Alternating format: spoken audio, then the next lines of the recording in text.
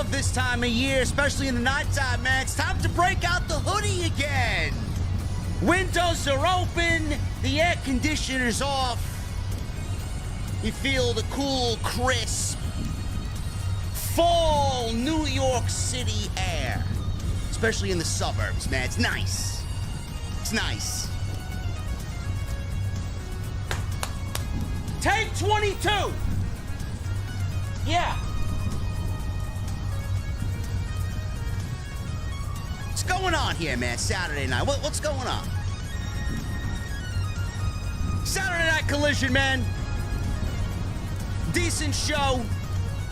Much better than last week. We got some great wrestling tonight.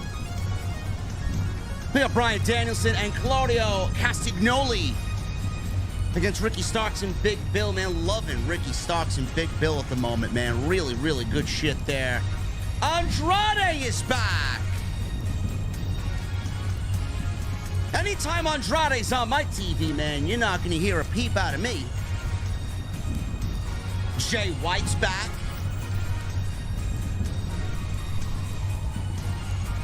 We got a great main event tonight, man. Britt Baker and Chris Statlander, for the time that they were given, man, nice. So much so, I wouldn't mind a rematch at Wrestle Dream.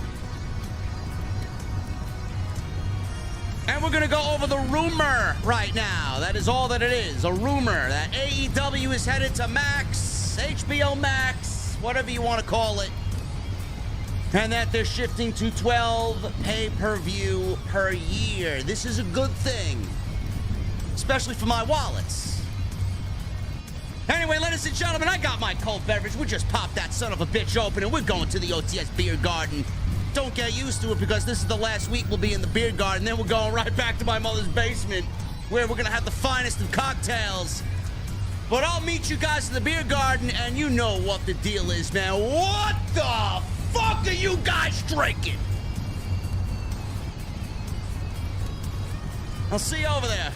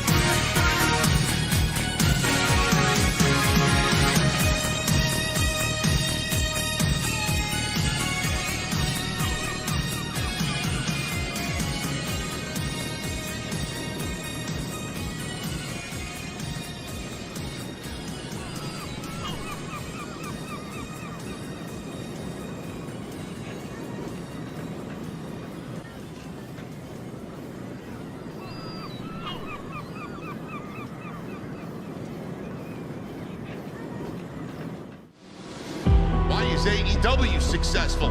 Why is Tony Khan running his promotion better than Vince McMahon and Bruce Pritchard are running Monday night and Friday night? Long-term booking.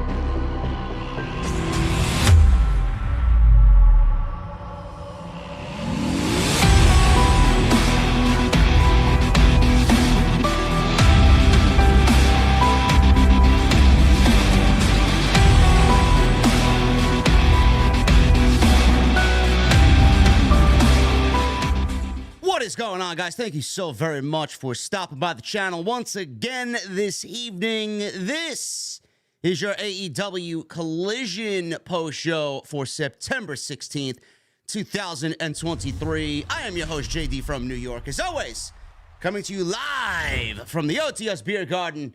Thank you guys very much for joining me on your Saturday evenings, wherever you may be, man. Loving the weather right now. Air conditioner is off. The windows in the house are open. The nice, cool, crisp September evening air flowing through the house. Love it, man. Love this time of year. especially for the adult beverages, man. You can't beat a nice, crisp pumpkin ale, and you can never forget your whiskeys and my old fashions, man. Big fan of gin and tonic as well. Love it. One of my favorite times of the year, man, is the fall nighttime weather. Love it. Hopefully that transitions into our pro wrestling on a Saturday night, man. We have AEW Collision on Saturday night, and it has not felt the same since you-know-who was terminated and let go by AEW. I don't know how much creative input he had on the show. I don't know if they really did give him free rein to do whatever he wanted and paint this show in his own way, in his own image. But the show the last 2 weeks has not felt the same as it did when the show first debuted. I'm not a dummy. I see it. I feel it. And I mentioned that last week. I was live with Jesse. Jesse was not going to be able to make it tonight. He wanted the night off. I wasn't going to bother him to come on here and do the show with me. You guys got me solo tonight. It's not the same. It's not the same. I feel that Collision is a little bit more match heavy as opposed to what we got early on in the life cycle of AEW Collision. We were given 3, maybe 4 matches tops across the show, promos and vignettes and everything else in between to fill in the gaps. Everything flowed beautifully. Everything felt not rushed. Now, all of a sudden, with you-know-who fired, this show is seemingly turning into a mixture of all of AEW's products. It's a little bit of Dynamite. It's a little bit of Dark. It's a little bit of Rampage. And a little bit of Ring of Honor. That's not what we need on a Saturday night. I'm being genuine. I'm being honest with you. I don't know why the show has deviated away from the winning formula that it had when you-know-who was there. The one problem I had with tonight's show, and the show was better than last week. I don't know what the fuck that first hour was last week. I felt like I was watching fucking AEW Dark Elevation. The fuck was that first hour, man, last week? Give me a break with that shit. No. No, thank you. The only problem I had with tonight's show was that you got your storylines, you got your heavy hitters, and then everything else outside that doesn't matter. Why is Ring of Honor on this show? I genuinely want to know, what's the appeal to Ring of Honor? Now, I'm glad Ring of Honor ended up in Tony Khan's lap. I really am glad for that because, God forbid, if it ended up in Triple H's lap or Vince McMahon's lap, it'll be on the fucking network. Not even on the network. It wouldn't even be on the fucking network. They would basically use it for documentaries. They'd probably create a fucking Ring of Honor documentary. They'd use the clips, mainly out of the video library for Sami Zayn and Kevin Owens and whoever else came out of the Ring of Honor brand. That's currently Seth Rollins. That's all they would have used it for. Tony Khan is legitimately trying to revive what is a dead brand. And I don't want to sound like a fucking prick, but if I'm not honest with everybody, then I'm not being myself. If you don't like me being myself, then go fucking take a walk.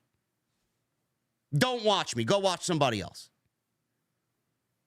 The Ring of Honor product sucks.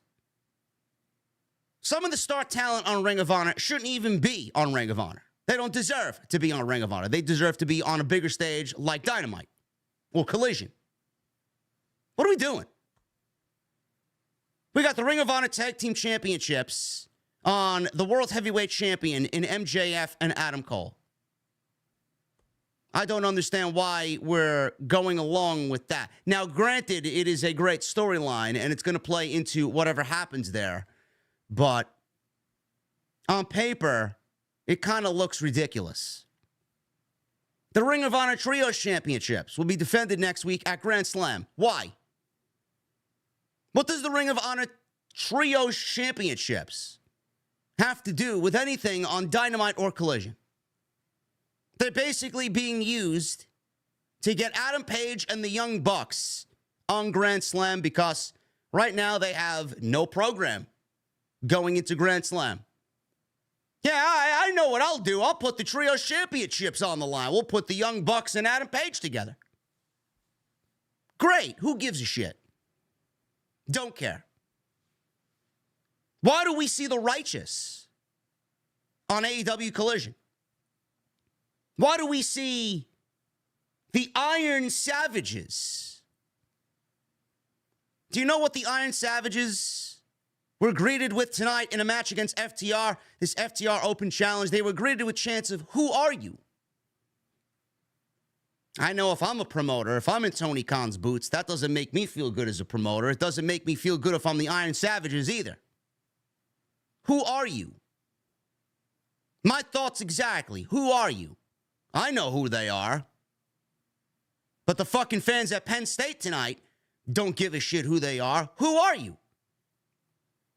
This is the direct problem when you want to feature Ring of Honor on your show. Ring of Honor is dead.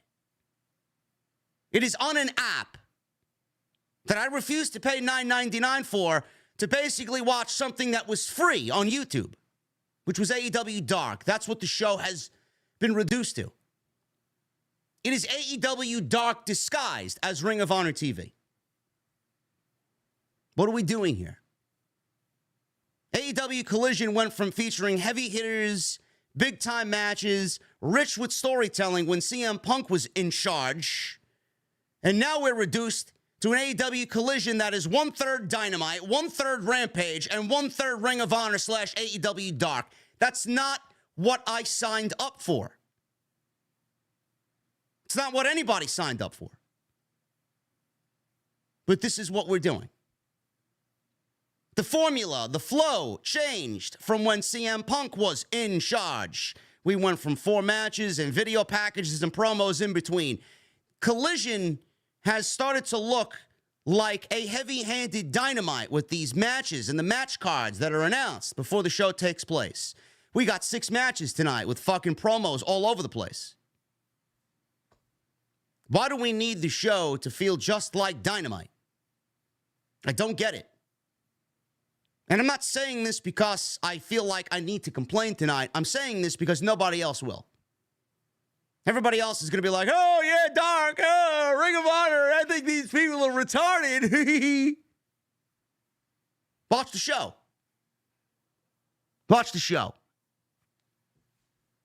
Like, I'm not going to know the fucking difference when I get into a Mustang and a fucking Camaro. Of course I'm going to know the difference. Been driving Mustangs all my fucking life. I sit in a fucking Camaro, I know it's not going to be like a Ford Mustang, and vice versa. I shouldn't watch AEW Collision and then have it fucking feel the same as Dynamite. It should feel different. I don't want my Mustang to feel like a fucking Camaro. If I drive a Camaro, I don't want my car to feel like a Mustang. I see the difference. I understand the difference. I don't like the difference. I don't. If I don't bring it up, who is going to bring it up? Now, next week, we're on the right track. 2 out of the 3 matches are going to be bangers next week, on top of whatever else they're going to add to the show. We got Jay White versus Andrade El Idolo next week. 7 days out of the week. Any hour on the hour. Take my money. Take my money. I could watch those 2 men wrestle all day long. Absolutely fantastic stuff. That's the type of shit that I signed up for on a Saturday night. Saturday night's the night for fighting. That's the type of fight I'm signing up for. Then we got Ricky Starks versus Bryan Danielson next week in a Texas death match. I don't give a shit what Bryan does in this last year. I just want to see the man have fucking fun, man. And I want to see the man go out with a goddamn motherfucking bang. Honestly. If you want the Texas death match, give the man a fucking Texas death match. Love it. And their first match was an absolute classic at All Out. If you don't think they're going to produce the same thing on Saturday next week, you got another thing coming. Then we got FTR's Open Challenge. They're wrestling the Workhorsemen next week. Who? Who are you? I didn't sign up for Saturday Night Collision to watch JD Drake on Saturday night. Save that shit for Ring of Honor. JD Drake is a very good pro wrestler. I've seen him many times live. He's a very good pro wrestler. But this audience doesn't give a single iota of a fuck about JD Drake, so there's no reason why he should be on Collision or Dynamite or anything AEW related. Is he good enough to graduate from Ring of Honor? No. And that's my problem. That's my point. Way too much Ring of Honor. Unless they are set to graduate from Ring of Honor and then you properly integrate them into the show with a promo or a video package or a coming attraction of sorts to get the fans ready for their impending arrival, then they should make the jump to Collision or Dynamite. But you throwing a team like the Iron Savages on Collision, expecting them to fucking swim with FTR when Penn State is chanting, "Who are you?" It's basically Penn State telling Tony Khan, bro, really? Let's do better. I don't know why we are so reliant on Ring of Honor. I don't want to see Ring of Honor on television, especially when it comes to Dynamite and Collision. Keep that shit separate. It's the same problem I have with the WWE right now. They got fucking NXT muddied with main roster talent. There's no reason why Becky Lynch needs to be holding a developmental championship. There's no reason Dominic Mysterio should be holding a developmental championship. Becky Lynch should be putting over people on the main roster, not taking away from the developmental talent. Dominic Mysterio has done nothing for the NXT North American Championship. Why? Why? Because they're desperate for ratings. That's why. Does it make the show better? No, it actually takes away from what the show really should be presenting. Same thing with this. Ring of Honor should not be on AEW Collision. Ring of Honor should not be on AEW Dark. I don't care. And many people feel the same way. Let's start getting Collision back to what it should be, and that was the first week of Collision. The second week of Collision. Tremendous shows. By the fourth and fifth week, I was praising this was easily, by far and away, the best show in the entire community. Better than Dynamite. Better than Rampage. Better than Raw. Better than NXT. Better than SmackDown. What happened? How did we deviate so far away from the formula? As soon as Punk was fired, everything seemed like a free-for-all. It's almost as if he had a chokehold on the show, but it feels like whatever chokehold CM Punk had on the show, that was the proper chokehold. And I don't mean that in any offensive way whatsoever, being that he almost tried to lunge and choke Tony Khan.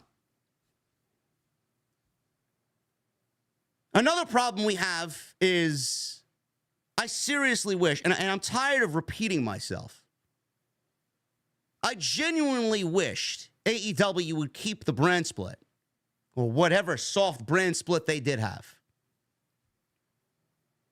I don't want to see the same people that I see on Dynamite on Wednesday, on Saturday. Unless it is a true long-term storyline that you have mapped out and you are really riding high on. I don't want to see anybody from Wednesday on Saturday. I don't want to see the Elite on this show. I don't. I don't want to see the Young Bucks. I don't want to see Adam Page. Only when it is absolutely a necessity to have them on the show. A special occasion, a rare occurrence, is when they should be on the show.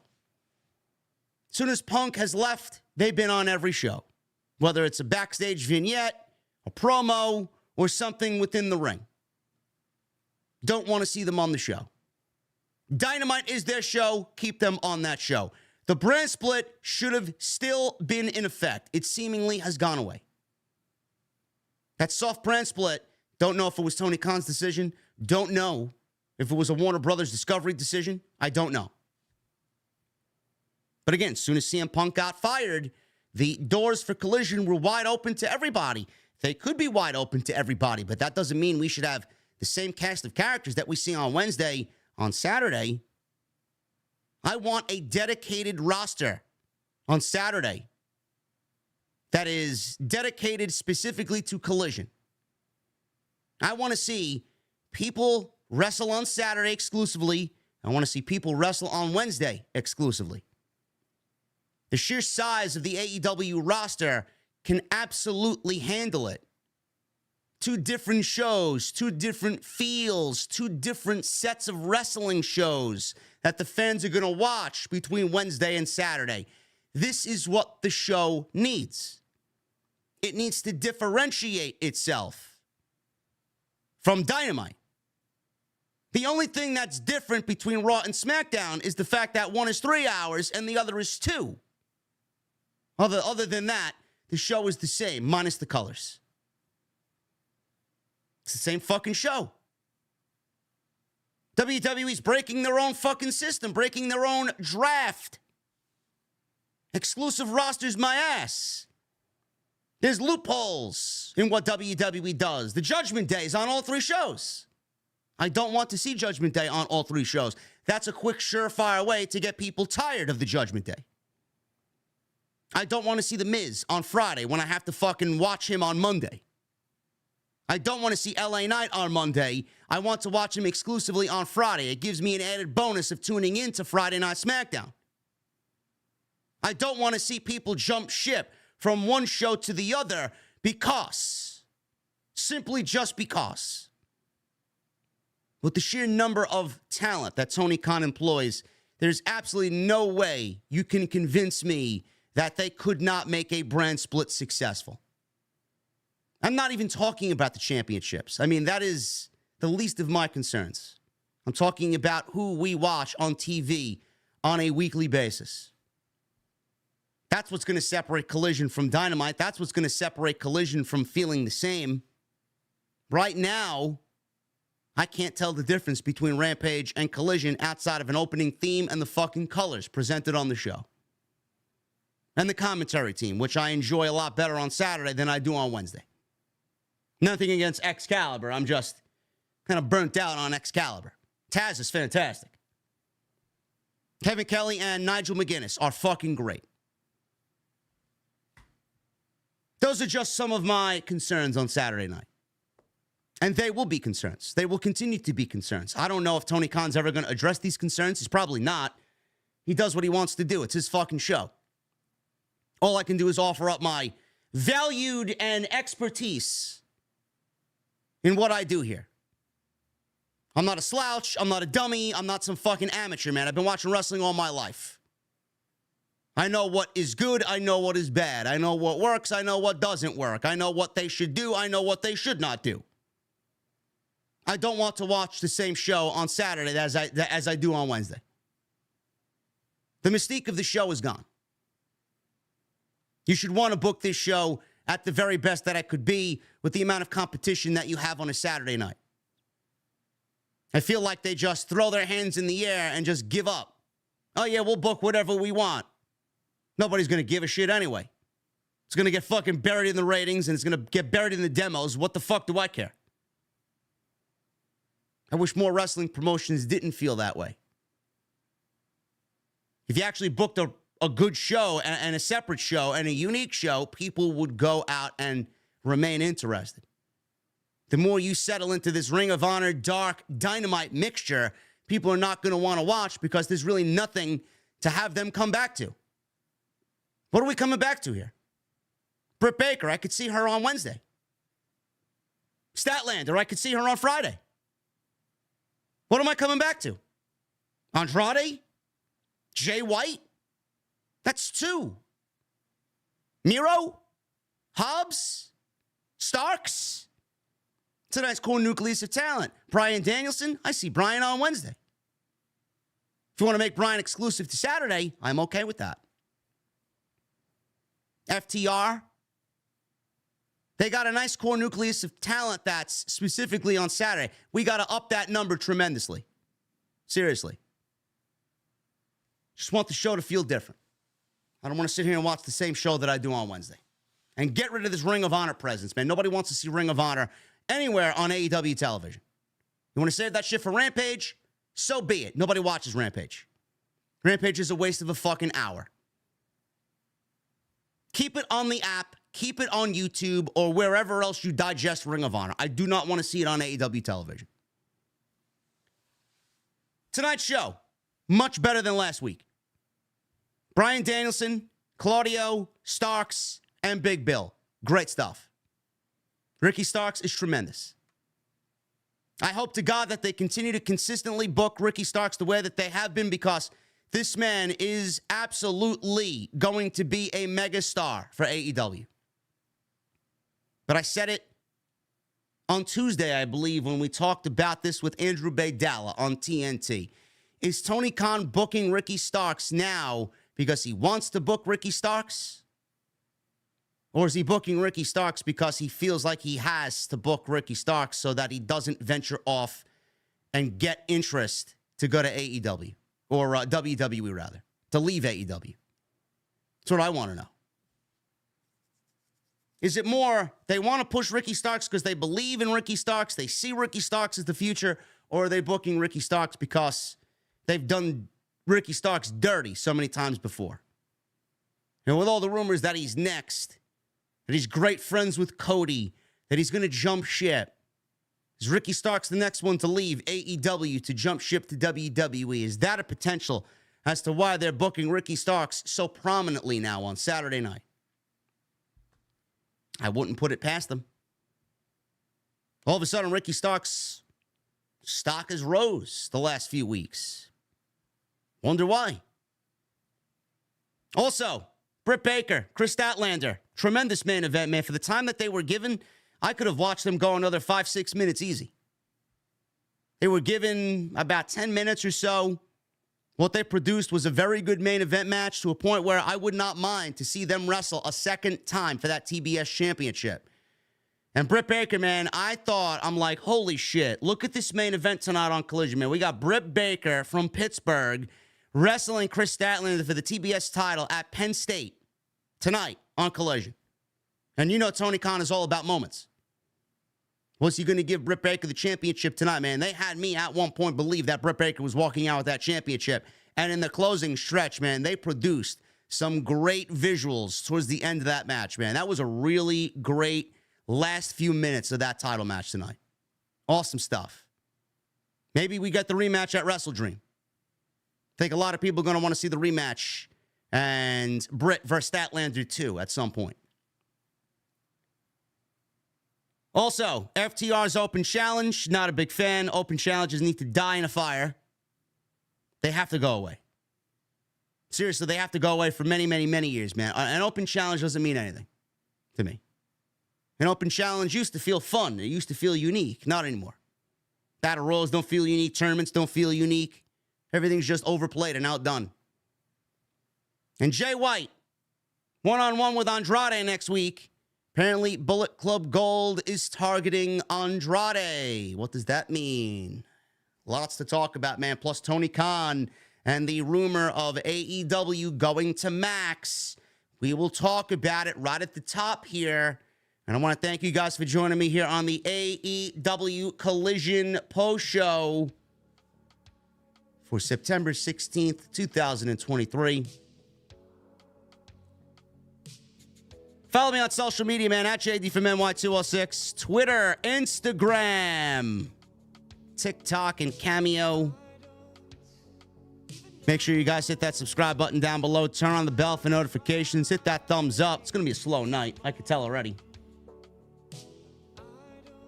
Make sure you guys hit that thumbs up, man. Let's try for 750 likes as the goal tonight on OTS. Super chats are open. Get them on in. Memberships. Always taking memberships.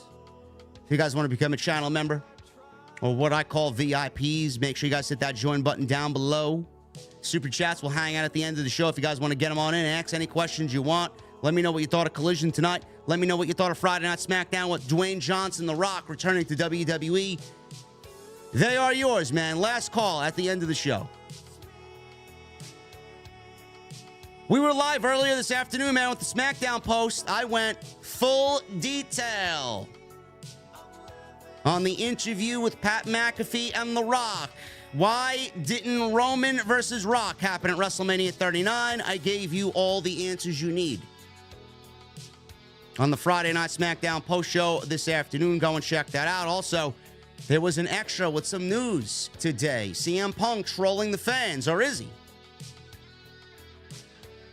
He's got a couple of months of free time. What the fuck does that mean, man? Is CM Punk revealing without actually revealing that he's showing up in Chicago for Survivor Series? Go check that out. We also got news on Roman Reigns' next title defense. And we got news on Edge and his status with WWE.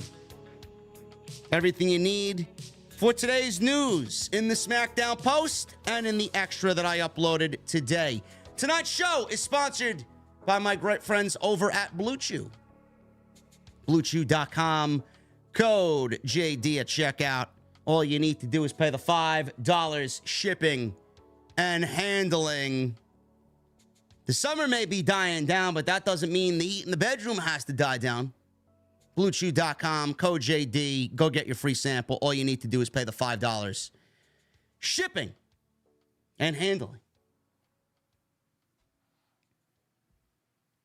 AEW Collision. We're going to start off right at the top.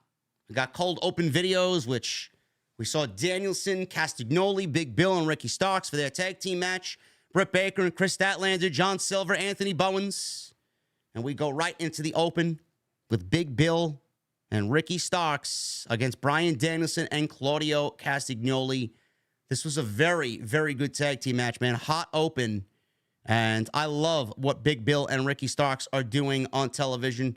Always love Bryan Danielson as well. That goes without saying.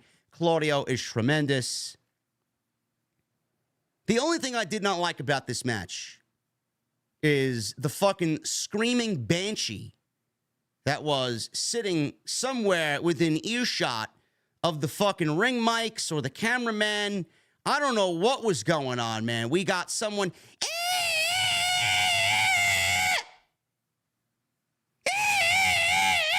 Someone screaming. Someone legitimately screaming at the top of their lungs. I don't know if they were a Ricky Starks fan. I don't know if they were a Big Bill fan. I don't know if they found Bryan Danielson's dad bod to be hot. I don't know. I don't know. Oh, my goodness, man. You know what I do know?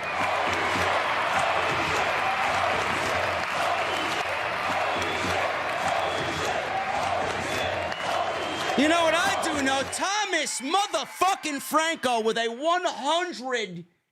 $100 super chat says, hey, JD, felt you deserved the bomb tonight. Doing double duty. We appreciate your work and all your info.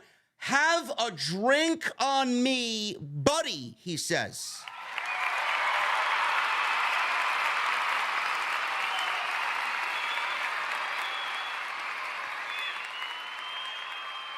Thomas Franco, you, sir, are fucking awesome. Thank you, brother. It's the only thing that I didn't like about this show, or this match. After this match, I don't know, maybe they moved or removed this person from earshot of the cameramen or the ring mics. I don't know. Maybe production found her to be a nuisance and moved her away. It was the only thing I hated about this match, man. I asked myself, what the fuck am I listening to, man? Why does she sound like she's being stabbed in the front row? Anyway. I love the little camera shot here. They did a close-up camera shot of Big Bill's boot. Apparently, Big Bill had Jon Moxley's blood stained on his ring boots. Gotta love it. Gotta love it. Bill started the match with Bryan Danielson, overpowering him to start. Danielson went away, trying to chop at Bill's legs with some kicks. Bill shoved Danielson into the corner. Castagnoli tagged in. Now, obviously, this is the more fairer of the match up here. Claudio is pound for pound the most strongest guy in the fucking company and absolutely can measure strength with anybody. I mean, the guy's a fucking freak of nature. And Big Bill, you know, Big Bill is very good. He's tall. You can't teach that to Big Bill. So he matched Bill in power, uppercuts. Bill took both Danielson and Castagnoli down with double clotheslines. Tagged in Ricky Starks. Starks went right after Danielson in the corner. He got a little cocky, as Ricky Starks tends to do. Danielson fired up with some big strikes in the corner. Took Starks down with a Hurricanrana. Starks took Danielson down with a shoulder block before tagging back into Big Bill. And he did a nice-looking stinger splash in the corner on Bryan. Danielson blocked a second splash. Starks tried to distract. Bill booted Danielson to the floor, and we go to commercial break. Danielson in the ring with Starks. He took Starks out with a running lariat. We come back from commercial break. We got tags to both partners. Claudio's in there with Bill, and he did several, and I mean several lariats in the corner. Castagnoli finally got Bill off his feet. Hit a TKO. Claudio teased the giant swing on Big Bill, but Bill fought out and hit a chokeslam on Claudio for a near fall. Starks tagged back in. Claudio caught him with the giant swing instead.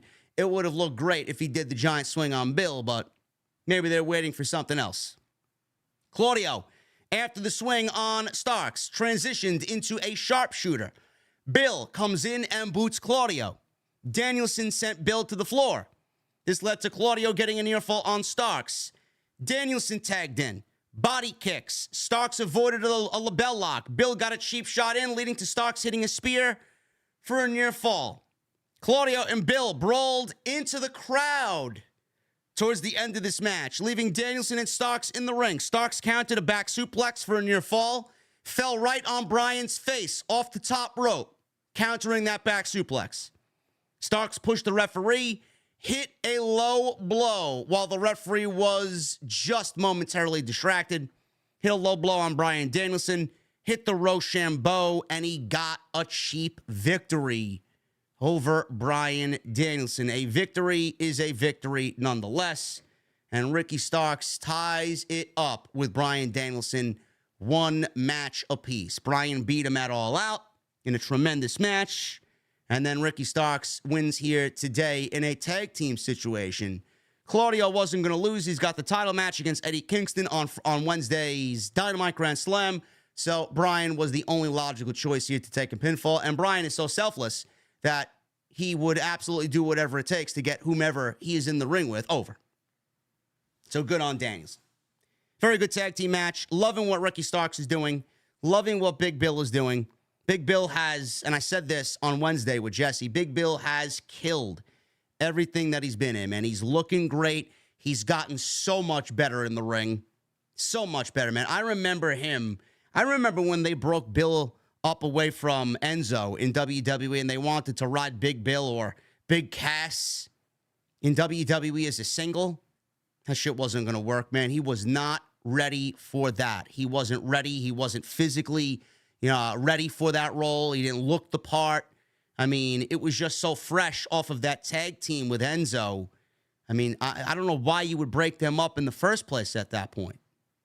Then he went to Impact. He kind of worked on himself. He got himself right mentally and physically. He looked fucking incredible.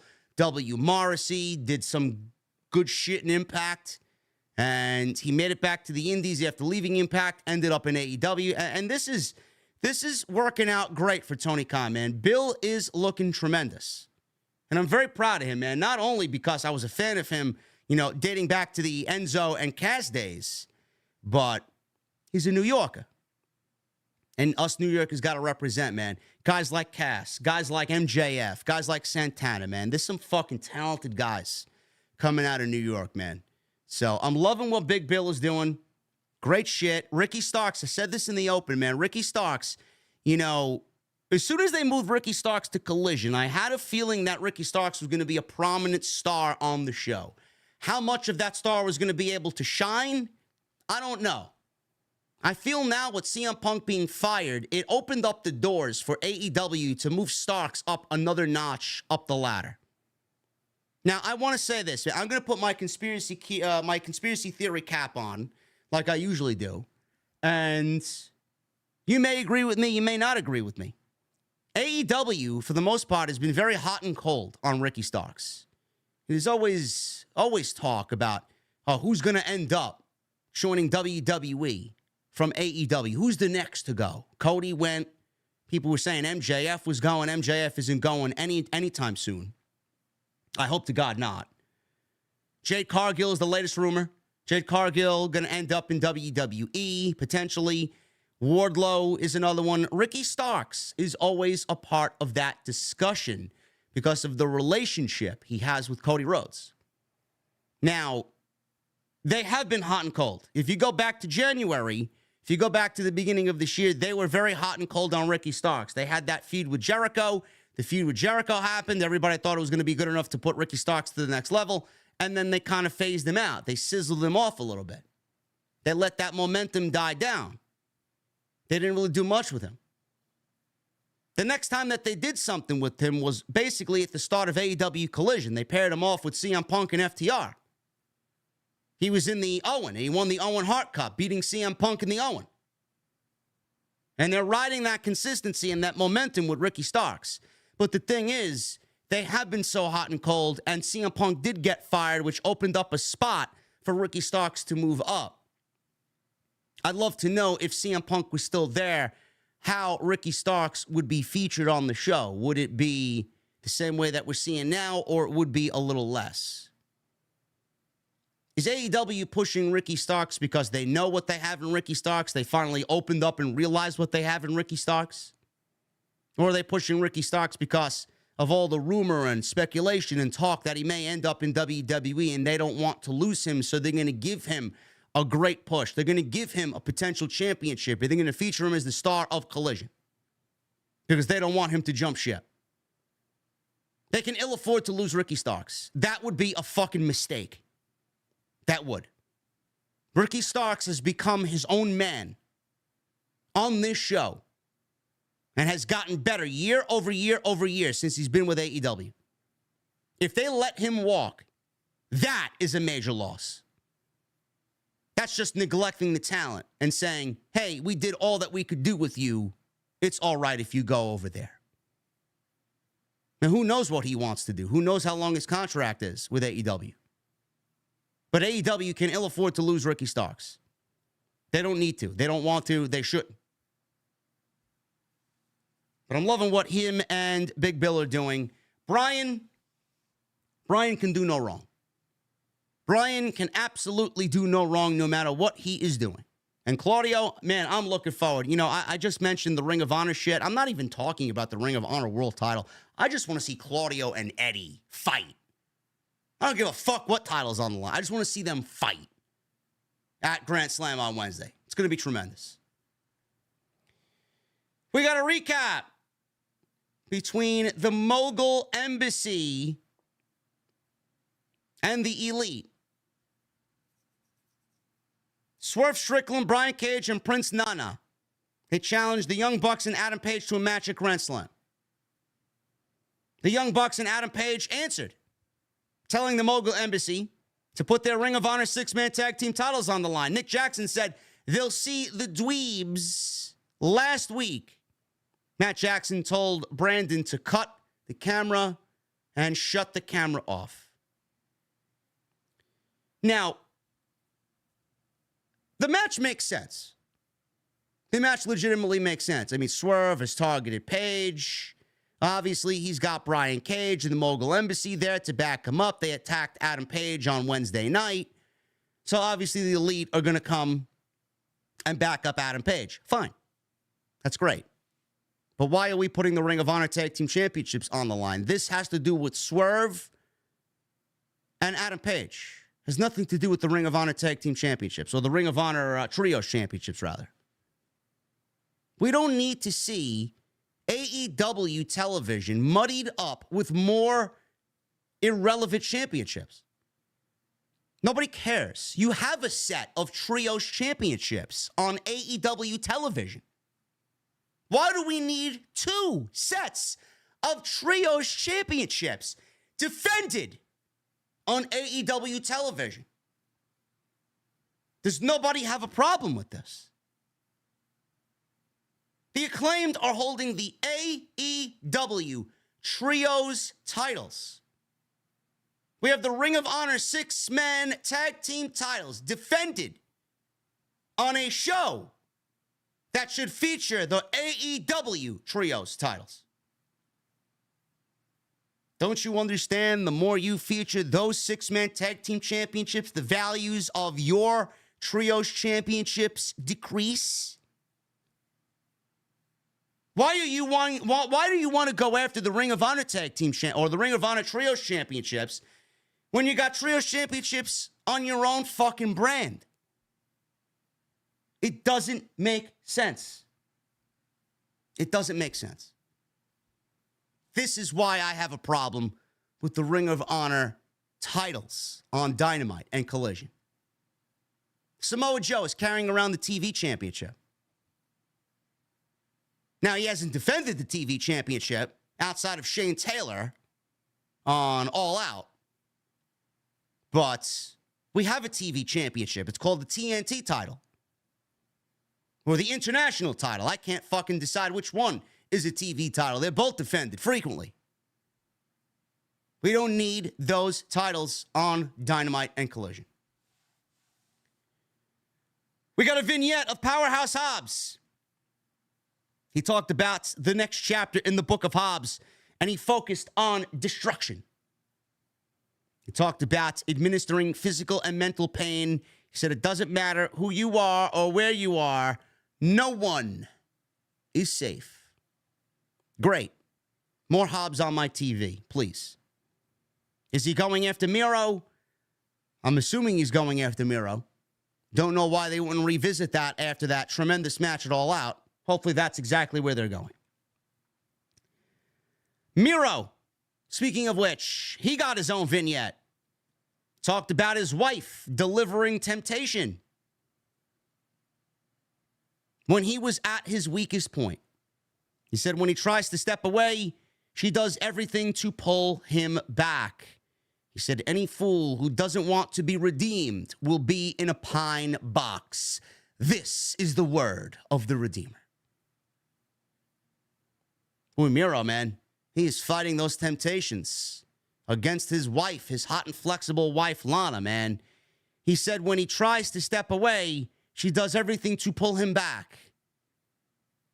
This man is legitimately telling you he's trying to walk away from Lana, from CJ. I don't know, man. You put any man in Miro's shoes, and they would probably walk the opposite direction in which Miro wants to walk. Just saying. FTR. We got the FTR. Yes, I forgot to do it, man. I forgot. It's a signature on the show. Powerhouse. Love Hobbs, man. FTR. We got the FTR Open Challenge. Yes, unfortunately, this is a thing. Cash Wheeler and Dax Harwood against the Iron Savages. Bronson and Boulder. Who? Yes, the Iron Savages with Jacked Jameson. We got chants of who are you from this Penn State crowd. Don't know why we get the Iron Savage. First of all, I don't know why we're getting an open challenge with FTR again. I don't know. It's basically FTR beating a bunch of scrub teams so that they can build their stock, and somebody of relevance is going to end up challenging them for the tag team titles. That's where we're going. It's basically just giving FTR TV time because they don't know what to fucking do with the tag team championships. It's basically what an open challenge is. The Iron Savages, a Ring of Honor tag team, once again on Collision. Why? They got chance of who are you tonight from Penn State. It's not a good look. It's not a good look whatsoever. In fact, if you want the Iron Savages to be on Dynamite and Collision, maybe you should condition the crowd and the audience to who they are instead of throwing them into the deep end of the pool and having the fans not know who the fuck they are, because in turn, the fans are not going to give a shit who they are, no matter who they're in the ring with. They're there to see FTR. They know FTR. They want to cheer FTR, and they want to watch FTR wrestle. But they don't want to watch FTR beat a team in 3 minutes, especially a nobody team like the Iron Savages. Who the fuck are they? Who are they? All I know is that they're a Ring of Honor tag team. Yet they're on AEW television. No vignette, no accolades, no reason for being here, no promo telling us what their goals are, nothing.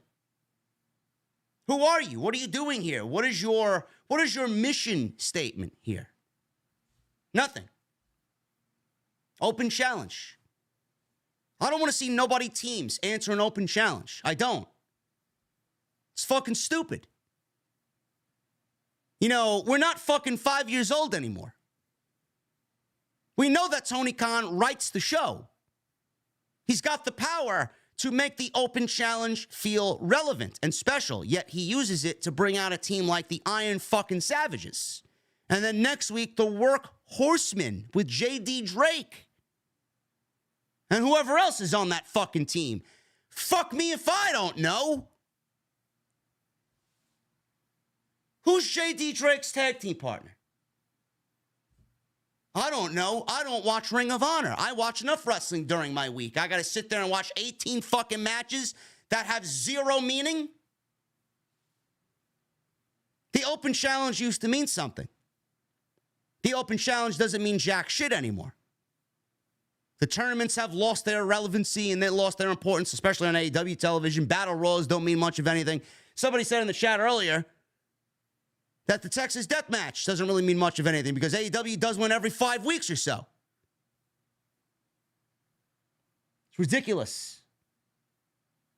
Nobody wants to see Ring of Honor tag teams. Otherwise, you're going to get chants of, who are you? Who are you? Anthony Henry. Thank you, Vlad T. Legitimate in the chat. JD Drake and Anthony Henry answer an open challenge. Tony Khan writes the show, and he wrote open challenge, JD Drake and Anthony Henry. Do you know when the open challenge would mean something? If FTR legitimately has beaten every major tag team in the fucking company, and there's legitimately no tag teams for them to beat, do you know when the open challenge would mean something? If you want to bring in a grizzled young veterans. That's when an open challenge means something. A tag team that's not with AEW, a tag team that's not signed with AEW, a tag team that was just featured on another show's program, coming on in for the first time to wrestle FTR. That's an open challenge. Not JD Drake and Anthony fucking Henry. I'm sorry. FTR is better than that. The AEW tag team titles are better than that. And Collision is certainly better than that. Did we sign up for Saturday Nights and Night for Fighting? Or did we sign up for fucking AEW Dark? We did not sign up for AEW Dark. FTR wins in 3 minutes. Easy. They didn't even win with the Shatter Machine. They did the Shatter Machine to Jack Jameson in the open of the match. Got him out of there. Boulder got the better of Dax for a couple of minutes. FTR took over. Finished Boulder with a superplex top rope splash combo for the win. Power and glory. Goodbye. After the match, the Workhorsemen entered the ring and challenged FTR to a match, answering their open challenge. They showed Aussie open. Watching the match on the monitor backstage. Things got weird. Things got very weird. Lexi Nair interviewed Keith Lee. Take 22. Everybody made a big deal about this. A guy off to the side was shown clapping his hands in front of the camera saying, Collision, take 22. Lexi began asking Lee a question. In walks Shane Taylor and Lee Moriarty. Lee Moriarty. More Ring of Honor. Keith Lee can't catch a break. Keith Lee should be on Collision exclusively demolishing people. That's where he should be. Yet he's sitting in the back, conducting interviews with facial expressions that read to me like he doesn't want to be there. Hasn't wrestled a fucking match yet on Saturday night. Where is he? What is he doing? Why are we getting more Ring of Honor? Why? 2 segments in a row where we got Ring of Honor. First it's the Iron Savages. Then it's the fucking Workhorsemen. Now it's Lee Moriarty and Shane Taylor. Great. Taylor said Moriarty is now a part of Shane Taylor Promotions. Who gives a fuck? Who gives a shit? Who does this matter to? I'm genuinely asking. Who does this matter to? Nobody cares. Keith Lee was unimpressed, as was the rest of the world. Taylor says he doesn't run. You told people that when they get in the ring with you, advice to them is to run. I don't run. Lee said his mistake is not running, but it will be soon. Now, I don't know what this Take 22 thing was. I don't know if it was meant to embarrass somebody. I thought it was listen, a lot of people thought this was fucking AEW making a production botch live on air. Now, AEW production is pretty cohesive. It's pretty spot on most of the time. I mean, they make a blunder here and there, but it's never this blatant. So when I asked on social media, can someone please tell me what the fuck happened here and what this is about? It certainly felt like it was a part of the show, and it certainly felt like it was supposed to happen. I don't know who it's supposed to be for. My only logical guesstimation is that it has something to do with QTV. Which at that point, again, I asked the question, who the fuck cares? Who cares? We get rid of CM Punk, and then this show is muddied up with fucking everybody that used to be a star on Dark. Nobody wants to see QT Marshall on Collision. Nobody wants to see Aaron Solo and Cameron on AEW Dark. We came for story, we came for wrestling, we came for different. I'm assuming he has to do something with QTV. John Silver. He went one-on-one with Anthony Bowens. John Silver is fucking great. Dark Order's great. Great wrestlers. Think they're awesome. Anthony Bowens and the Acclaimed are great. Would I have given them the Trios Championships? Probably not. Probably not. But AEW has this thing where they gave the Acclaimed the Trios Championships, and now they're selling absolutely beautiful titles on AEW Shop. They're selling legitimate AEW Trios Championships, the pink titles with the scissor straps. They're selling 10 titles only at $5,000 a pop. These are legitimate titles. If Anthony Bowens and Max Caster were to lose their titles that they currently hold right now, they would be getting one of these titles. That's how legitimate they are. $5,000 to get a championship made. That's why they gave the Acclaim the tag team titles, man. They're going to have 10 suckers buy $5,000 tag team titles. It's a nice chunk of change for Tony Khan, man. That's a lot of White Claw. That's a lot of White Claw, man. John Silver and Anthony Bowens. Very good match. Very good match.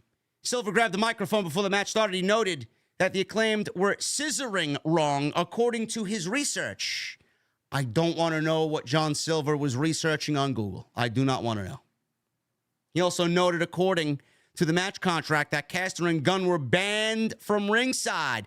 Bowens handled the match perfectly fine on his own, but Evil Uno was out there in John Silver's corner, and he became a huge factor in Anthony Bowens losing here. So Bowens, he was on the offense. He forced Silver to escape the ring early on. Silver took a walk on the outside. Silver sent Bowens to the floor. Eventually, big high kick. We go to commercial break. Bowens took Silver down with some combination strikes. Bowens hit a jumping famouser for a near fall on John Silver. The two men traded strikes. Bowens took Silver down with a lariat. Silver then avoided a corner charge, hit some combination strikes, and then a delayed fisherman suplex, which looked beautiful. His combination offense is great, man. It goes from a German suplex to some kicks into a fucking fisherman buster. Awesome. Great shit. Bowens somehow kicks out. He gets back up. He hit a Yushi Goroshi for a 2. Sent Silver to the floor with a rolling forearm. Bowens sent Silver back into the ring. Evil Uno came out from underneath the ring and sent Bowens into the ring post. He threw Bowens back into the ring for John Silver to then hit a punt kick for the 1, 2, 3. John Silver beats Anthony Bowens, man. 1/3, I should say, of the Trios champions losing. This is now going to Grant, Evil Uno, and the Dark Order. We got the Dark Order challenging for the Trios championships against the Acclaimed. Anthony Bowens, Max Caster, and Daddy Ass against Alex Reynolds, Evil Uno, and John Silver. Should be a fine match. I think it's taking place at Grand Slam next week, I think on Rampage. So we should have a fine Trios championship match there. I would not put it past the Dark Order to win. I know it's in New York, and the Acclaim, they won the tag team titles last year against Swerve and Keith Lee in that same stadium. So I'm pretty sure that Tony Khan's going to give the victory to the Acclaimed. But, I would not be shocked if the Dark Order eventually win the Trios championships. That's the type of team you want holding the Trios championships. The Dark Order. And they're great. At some point, they're going to have to be rewarded for how great they really are. One of the best parts of the show, always, is Eddie Kingston. Eddie Kingston cut a fantastic promo.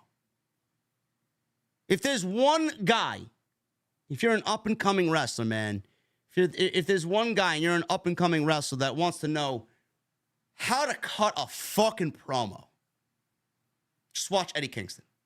Just watch Eddie do it. He does it better than anybody. Promo aired with Eddie Kingston backstage where he asked what they want him to say. What do you want me to say? What do you want me to say about Claudio that I haven't said already?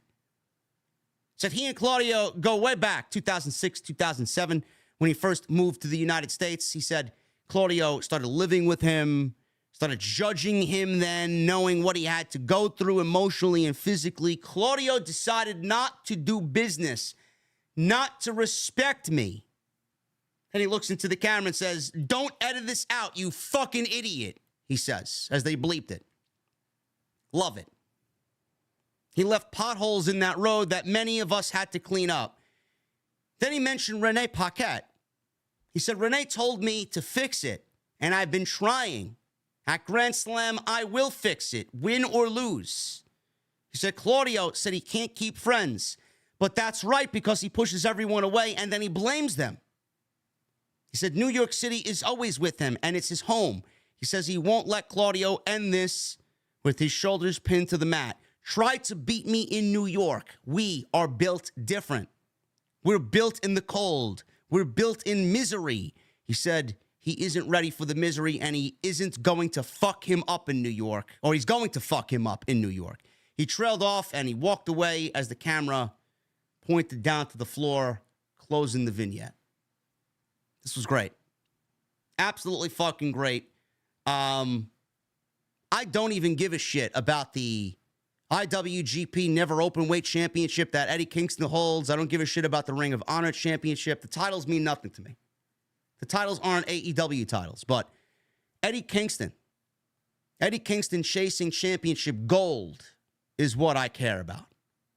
I don't give a fuck what the titles are. him winning championship gold in New York has great moment feeling or, great moment written all over it. It's going to be a great feeling on Wednesday when Eddie Kingston beats Claudio. He's intense. He's believable. He sold this match on this promo alone. Even though we didn't see much of this play out outside of them crossing paths, and we got a stadium stampede match at All In, and we got a war between the Blackpool Combat Club and Eddie Kingston and his boys. The best friends. LAX. It's great. But this is what we signed up for. Eddie Kingston in New York, winning championship gold, ending this chapter of his life that he's wanted to since 2006, 2007. That's a great story. That's a great story. Eddie Kingston is going to resonate with that New York fan base, and that place is going to fucking explode when they hear him win that championship. That'll make the whole show on Wednesday. Awesome stuff. Lexi interviewed Orange Cassidy. It wasn't Lexi. It was Renee. It was Renee interviewed Hook and Orange Cassidy. Hook was eating, I don't know what type of Doritos he was eating, man. I like the sweet chili Doritos. I think they're great. Them and the regular Cool Ranch. Good stuff. Orange Cassidy and Hook were backstage. Hook was eating Dorito chips. Cassidy was eating out of the same bag. Same Doritos. Cassidy told Hook they should do a tag team match or something. Hook said, yeah. Orange suggested Grand Slam. Hook said, let's do it. They started eating Dorito chips. Renee said, that's cool. We got Orange Cassidy losing the International Championship, now teaming with Hook. Two low-level, low-energy, low-charisma characters here, man. We got Hook, who barely says anything. We got Orange Cassidy, who lazily just drifts through life. Could be a tag team made in heaven here. I don't know. Aussie Open. They had a jobber match against two unnamed jobbers. 1 minute. More AEW Dark on Collision. Great stuff. This was more about the angle at the end of the match than it was the actual match. We didn't need this. All we read in the graphic was, we're going to hear from Aussie Open. Did they need to beat these two jobbers? Could have saved some payroll and not give these guys a fucking hot dog and a handshake tonight. How much these guys make tonight? $20? 1 minute. Aussie Open after the match bragged about winning their matches quickly as of late. Fletcher said they're calling their shot. October 1st, 1 year to the day since they last wrestled FTR. They want a match against FTR at Wrestle Dream. AEW tag team titles on the line or not. Sign me up. That match that Kyle Fletcher was talking about last year, fucking great. Awesome. That's when I actually first found out about how great Aussie Open really was. That match against FTR last year. And I can't wait to see these two teams go at it again at Wrestle Dream. We may actually end up getting new tag team champions. I would not be opposed to that. It's Aussie Open, man. You want to talk about top-tier tag teams in the entire world, you're looking at them. FTR may be number one right now, and Aussie Open, it would be very, very, very difficult to not put them at least in the top three. Great stuff. That's going to be a tremendous match at Wrestle Dream. Maybe a match of the fucking night, honestly. That's all I needed. Fuck your open challenges. Fuck your tag team title open challenges every week. I don't give a shit. Don't call me anything, man. There's history between these two teams. And the fact that we got FTR defending the titles against a team that they've already conquered, and FTR is getting their fucking names called out by Aussie Open for one more match, I love that. It's great shit. Wrestle Dream is shaping up to be a tremendous show. We got a sit-down interview with RJ City interviewing Toni Storm. Toni Storm is absolutely killing AEW television, man. Love it. Whatever she's doing with this gimmick, man, you know, it is scary how natural she is in this role. Really. It makes me think that she's been practicing this shit in her off time for years, waiting for this day to break this character out, man. I swear to God, man, it is fucking downright scary how she moves and how she speaks and how she acts with this gimmick. This has got to be something she's had in the back pocket for years. You know, Toni was built on fucking pro wrestling, right? She was like the female Bret Hart. Went in there, strong style, fucking kicked people's asses, won championships overseas, came to WWE, tried to do the same thing. They never appreciated her. I don't know why. I don't know why. Absolutely beautiful woman. Blonde. Every man's dream, right? Couldn't make it on WWE television. You believe that? I don't find that believable for a single fucking second, man. There are mentally inept people in WWE for letting that woman go. Now she's in AEW and she's doing the best work of her fucking career. It makes me think that she's been keeping this shit, man, the ace in the pocket, the ace in the sleeve all these years, man. It is downright scary how perfect she plays this fucking role. Seriously. She wasn't sure the lighting was right. She put up a fuss about the lighting. RJ City said people have noticed a change in her lately. She said she is the same lovable, captivating girl she always was. She said AEW wouldn't know talent if it slapped their tits off. She said if she's the odd woman out, so be it. Because who would want to linger with them anyway?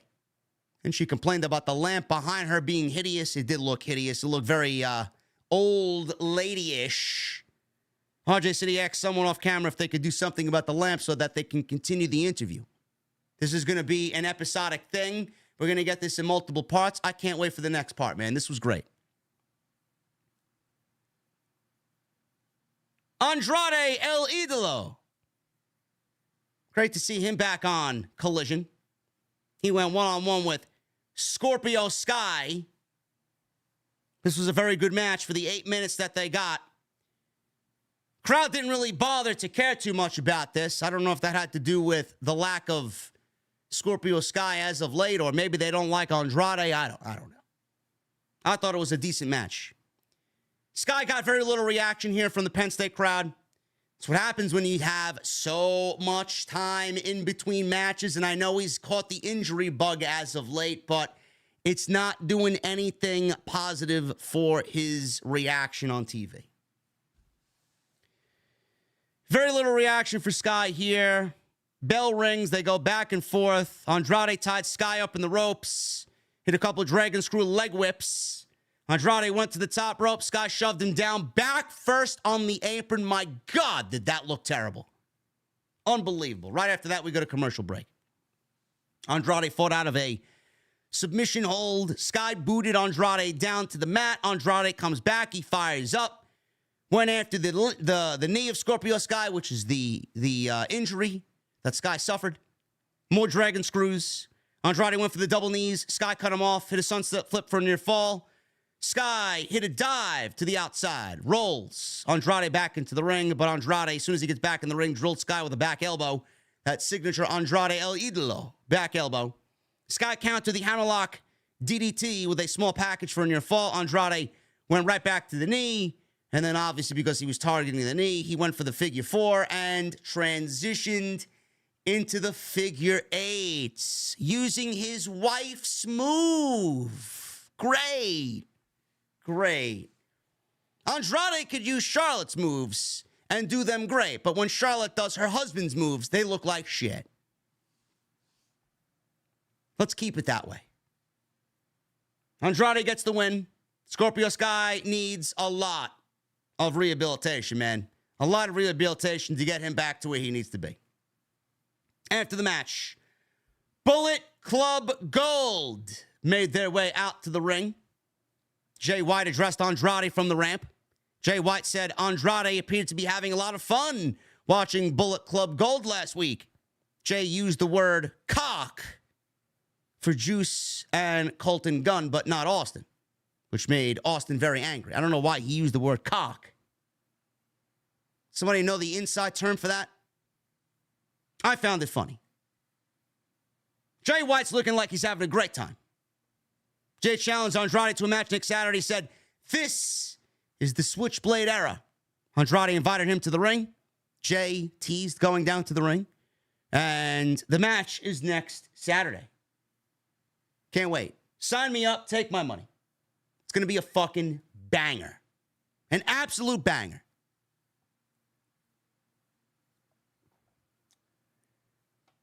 Yes, he used the word cock. Oh, rock hard. Yes, they're rock hard. See?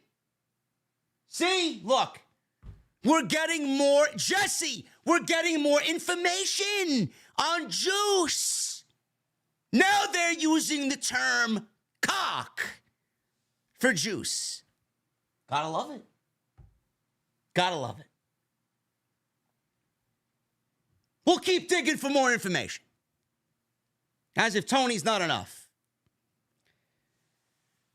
The video package aired on Don Callis, revealing Kota Ibushi is the next target for Konosuke Takeshita.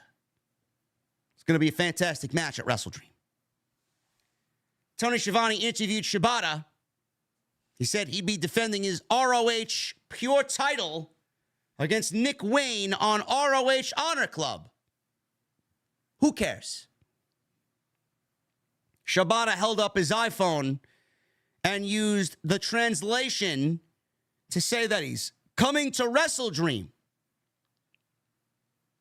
Shibata don't speak English, so we had the iPhone speak for us instead.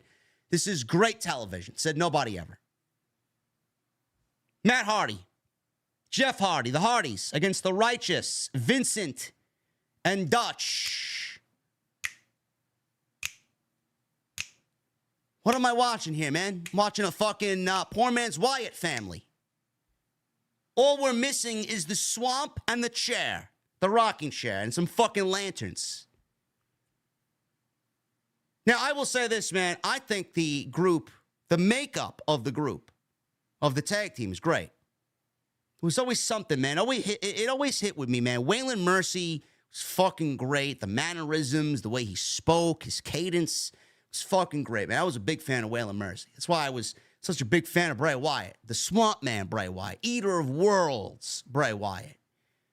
When he started doing the Fiend shit, I mean, there are people that love the Fiend and the lore of the Fiend, but I was always Swamp Man Wyatt family, Luke Harper, Eric Rowan, Braun Strowman. That was my jam right there.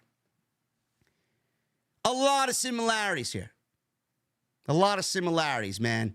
The white jumpsuit here, or the overall straps on Dutch. And then you got Vincent, who's got the dreads and looks like he's the leader of the group. Even their promo sounds very Bray Wyatt-esque. Now, I don't know why they are on AEW television. You would figure that Tony Khan would build them up and have them feel a little bit more important before he brings them over to AEW, Dynamite, or Collision. Now, this is a team I'd like to see develop into a mainstay on AEW television. But we have so many different groups and so many different factions and tag teams that they're going to get lost in the shuffle. So they beat the Hardys here, clean. And then they eye Adam Cole and MJF for the Ring of Honor Tag Team Championships. Let's not start throwing random fucking teams against MJF and Adam Cole. The titles are on MJF and Adam Cole to accelerate the story between MJF and Adam Cole. The Tag Team Championships that are on MJF and Adam Cole should go to the Kingdom. I don't want Ring of Honor titles on television, but I'm going to make a pass for those ones. I'm going to let that one slide because it's telling a bigger story. Now we got the Righteous eyeing the tag team titles of Ring of Honor. I mean, shouldn't everybody's desire to be going after FTR? This is what I don't understand. FTR has an open fucking challenge. FTR has an open challenge every week. It doesn't take a lot of brain power if you're Vincent and Dutch to go and challenge the tag team champions. Yet they're challenging MJF and Adam Cole for a title that is less than the titles that FTR are holding. It doesn't matter if MJF is the world champion and Adam Cole is Adam Cole. They are still secondary titles. What gives you the opportunity to go after the Ring of Honor Tag Team Championships when you got an open challenge there? Doesn't make any sense. The tag team match itself was fine. I didn't really give a shit about who won. I mean, it's a Ring of Honor tag team against the Hardys. Righteous looks very good. I'd like to see more of them, but I don't want to see them dip their toes in AEW while being a Ring of Honor tag team. Either make them an AEW tag team or keep them on Ring of Honor until they're ready. So the Hardys low-bridge Dutch to the floor before hitting a tag team combination for a near fall. They hit Poetry in Motion. Vincent cut off a twist of fate. Dutch made a blind tag. Surprised Matt with a black hole slam, which looked very nice. We go to commercial break. Jeff tagged back in after commercial, ran wild. Vincent cut off a whisper in the wind. But Jeff came back with the twist of fate. Hardy sent Dutch to the floor before Matt hit another twist of fate. Dutch cut off a swanton bomb, sent Matt into the stairs. Vincent hit what he calls autumn sunshine on Jeff Hardy and scored the 1-2-3. They beat the Hardys. After the match, Dutch grabbed the microphone, introduced themselves as the crowd booed. Vincent said the world was fooled by false idols and con men. He got that right. Most of them reside in WWE. Two believers who seek the truth in the liar's eyes. They just beat one of the greatest tag teams in the world. He said people are following false icons and listening to the devil on their shoulder. Vincent said he doesn't believe in the devil and the truth will kill their egos. He talked about fake love and false friendships. And he brought up Adam Cole and MJF having a fake friendship. And they want the Ring of Honor tag team titles. Good promo. Very Bray Wyatt. When Bray Wyatt cut a promo, normally WWE made him look like a big geek. Seriously. Very Bray Wyatt-esque, very Wyatt family-esque. I like the makeup of the group. I do. I like what they bring to the table. It's just a Ring of Honor tag team. We got several Ring of Honor segments on this show, and I'm asking why? Why? FTR was backstage. Cash said their open challenge is about teams stepping up. Dax talked about their willingness to face Aussie Open, and he believes they still will be AEW Tag Team Champions after Wrestle Dream. I hope so. Should be a great match. Claudio and Eddie Kingston. We got Claudio saying he'll beat him, and this will be the last time that they step into the ring together. The final chapter, he said he'll burn down Kingston's title aspirations to ashes in New York City. Tony Schiavone. He interviewed Big Bill, and Ricky Starks. Now, before this promo, we got somebody with one of them director's cuts coming in and saying, lights, camera, action. Like at this point, I knew we were being trolled. I knew at this point what we saw with Keith Lee earlier in the show, this was all done on purpose. This is something to do with QTV. Something to do with QTV, no doubt about it. So he told this stagehand guy, get the fuck out of here. Get out of here. This is our promo time, Big Bill said. Tony Schiavone asked Starks why he's so angry after he won earlier. Starks said they aired a video package on a guy he just beat, Danielson and Zack Sabre. This is the kind of thing I'm talking about. I am exhausted He challenged Danielson to a Texas death match next Saturday. He said he'll put an end to this fiasco known as Bryan Danielson. Sign me up. Should be great. More blood will be spilled next Saturday on Collision. And in the main event, Chris Statlander, Britt Baker, TBS Championship. I did not put the equation together. Penn State, Britt Baker. I legitimately forgot this match was even taking place tonight. I'm like, oh shit. Britt's from Pittsburgh. They're wrestling tonight on Collision in Penn State. Could Britt Baker become the TBS champion here in her hometown? Well, not Pittsburgh, but her home state. We all know Tony Khan loves a feel-good moment. We all know Tony Khan loves some Britt Baker.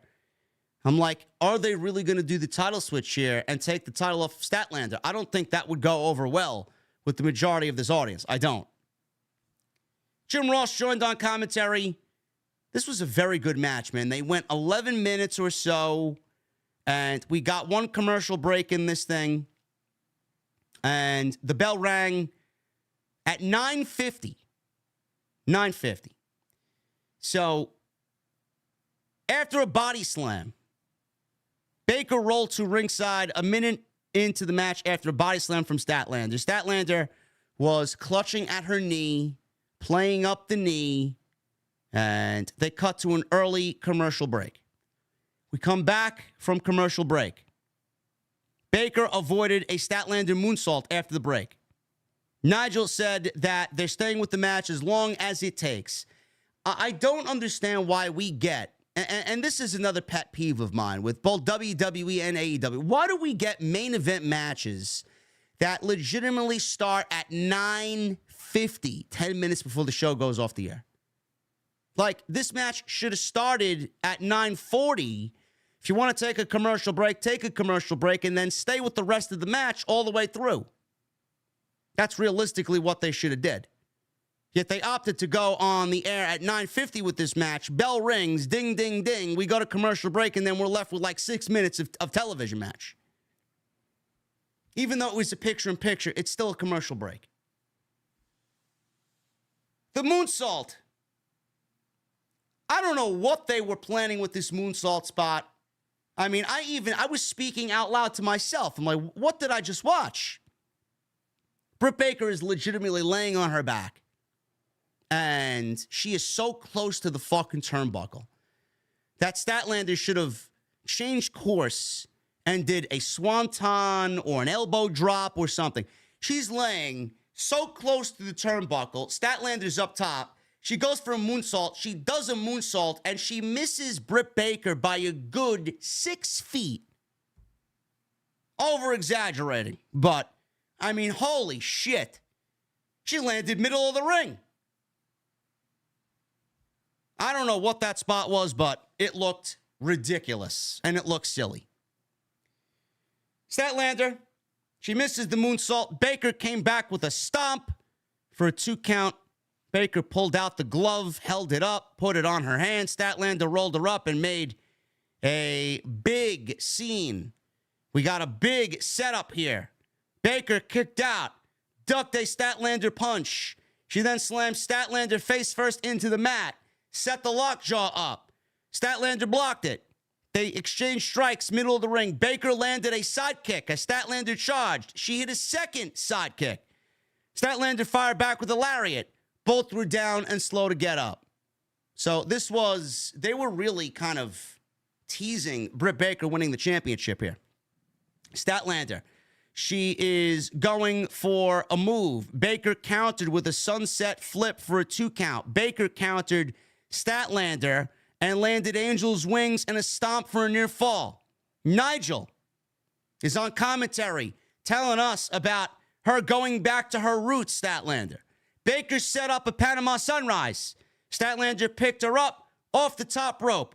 Baker applied the lockjaw while riding Statlander's back. It looked like an abdominal stretch or an octopus hold. And Baker locked on the lock. I thought this was it. I thought this was it for Statlander. As soon as Baker locked in the lockjaw and she got into position on the mat, I thought it was over. She took Statlander down, But Statlander shifted Baker's shoulders down while the lockjaw was still applied. And she got the 1, 2, 3. Statlander retains the title. She helped Baker up afterwards, raised her arm in the show of respect here towards the end of the match, and she wins and retains the TBS title. Very good match down the stretch.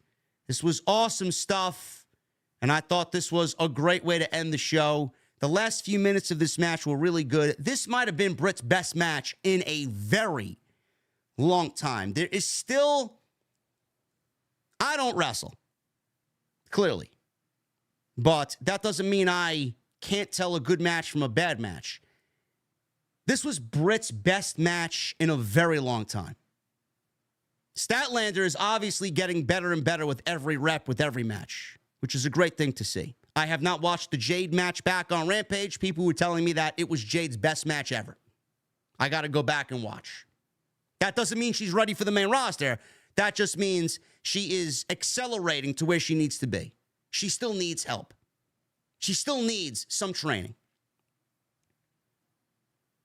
There are some flaws in Britt's game. At certain points, she looks like she doesn't know if she wants to execute a certain move, the way she moves. It's almost as if she's moving underwater. I don't know what it is, man. She doesn't, it's not explosive. She runs the ropes, it looks weak. She runs the ropes, it looks like she's careless. She executes a move, it doesn't feel impactful. There are certain spots in Britt Baker's matches where some of the shit doesn't look impactful. Sometimes it looks like she's afraid to take a bump. I don't know if she's hurt. I don't know if she's working through an injury. I don't know. But all in all, with some of the flaws that she still has in her wrestling game, this was a very good match, and I would not mind a second match, honestly. Maybe they build a story coming out of this match that gives some substantial TV time to the TBS title instead of it having it be an open challenge. One could dream. That's where we would like to see Kris Statlander in the TBS title instead of these open fucking challenges every week.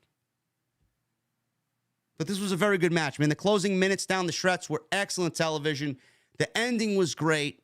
And the main event, man, 10 minutes. AEW's got to do a better job. And this is why I say Collision does not feel the same as it did the first month into its existence. They never had these problems where they were running short on time and they were fucking over the time of which they needed to end the show. Everything feels right. There's no need to have 6 matches in all that you had on this show tonight. No need. 4 matches. That's it. Story. Give us wrestling. Why are we moving away from that? There's no reason why this match needs to go on at 9:50, go through a commercial break, picture-in-picture, and then come back, and we're left with the last 6 minutes or so of the match. Come on.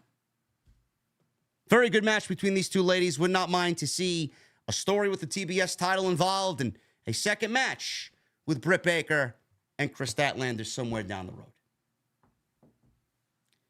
Anyway, guys, I appreciate you hanging out with me this evening. You guys have been great. Thank you very much for all your support. We are going to get into the Super Chats and then get the hell out of here, man.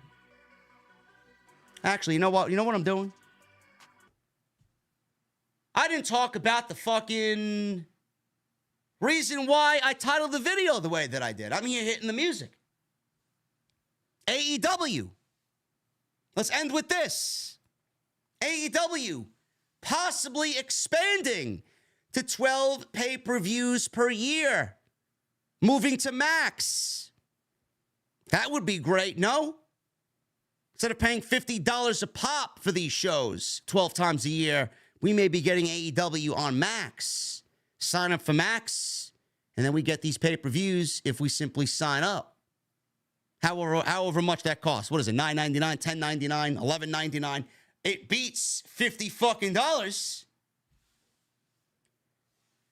AEW has slowly added more shows to their pay-per-view calendar year over year.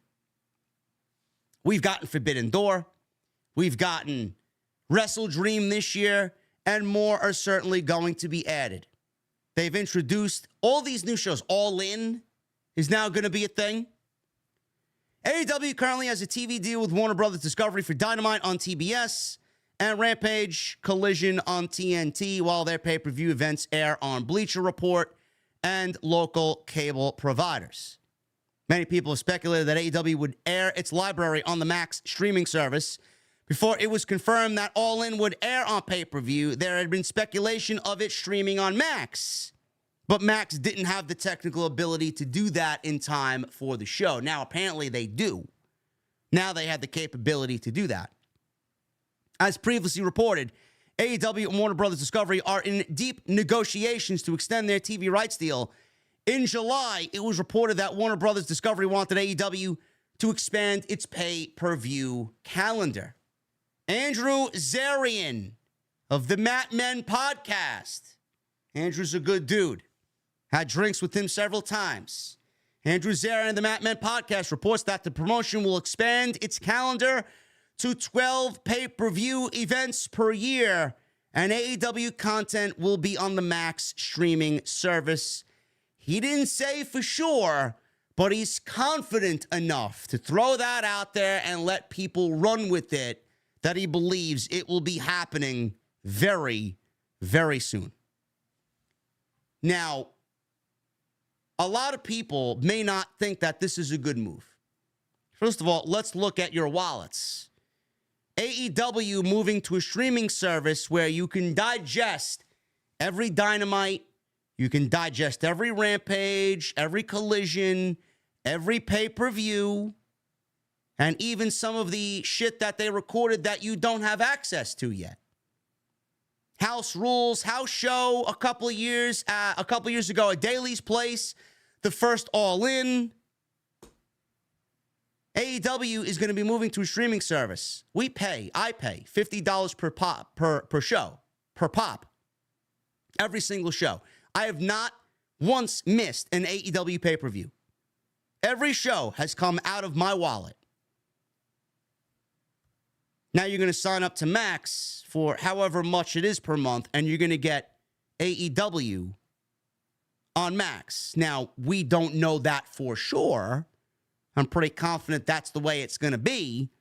AEW can certainly adopt a model where you have to pay for some select shows like an All In or something very special like a Forbidden Door. I don't know if they're going to go that route where you're going to sign up and then pay an extra to watch those shows, like a $40 fee, $50 fee. I hope that's not the case. WWE is going to expand to that type of pay-per-view model. I don't think AEW is going to do that. That would alienate their fan base. I mean, you're just asking fans too much at that point. So it's going to be easier on your wallets. My point is, I don't give a fuck about the monetary value. I don't. I mean, I'm going to buy whatever, no matter what. But the reason why I like it, and let me start and preface this to say, I was against AEW doing 12 pay-per-views per year. If you asked me this question 3 years ago, 4 years ago, when AEW first started, I'm going to tell you flat out, solid, no. No. 4 pay-per-views, 5 pay-per-views, max per year. That's it. AEW was doing right by that pay-per-view model. Now, they were earlier in their life cycle. Now they're more popular. They're bigger than they were 4 years ago. They're a money-making machine now. Warner wants to give them an extended contract with multi-millions in revenue. Dynamite's produced for Warner. They're happy with the product. That's all that matters. The geeks online don't fucking matter. You can take pictures of the attendance all you want. We know it's a problem. That doesn't mean Warner's not happy. If you asked me 4 years ago if this was the right move, I'm going to tell you no. AEW then was different, though. Long-term booking, stories mattered. Everything flowed. Things flowed between shows. Everything flowed consistently. Now, with AEW in 2023, they are not as consistent with the long-term booking anymore. Tony Khan books these shows based off matches that he wants to see on pay-per-view, and really, there isn't much story there.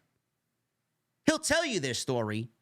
AEW will tell you their story. they'll manufacture some sort of story with a video package or shit that happened in New Japan, and they'll make it sound all pretty and look all good.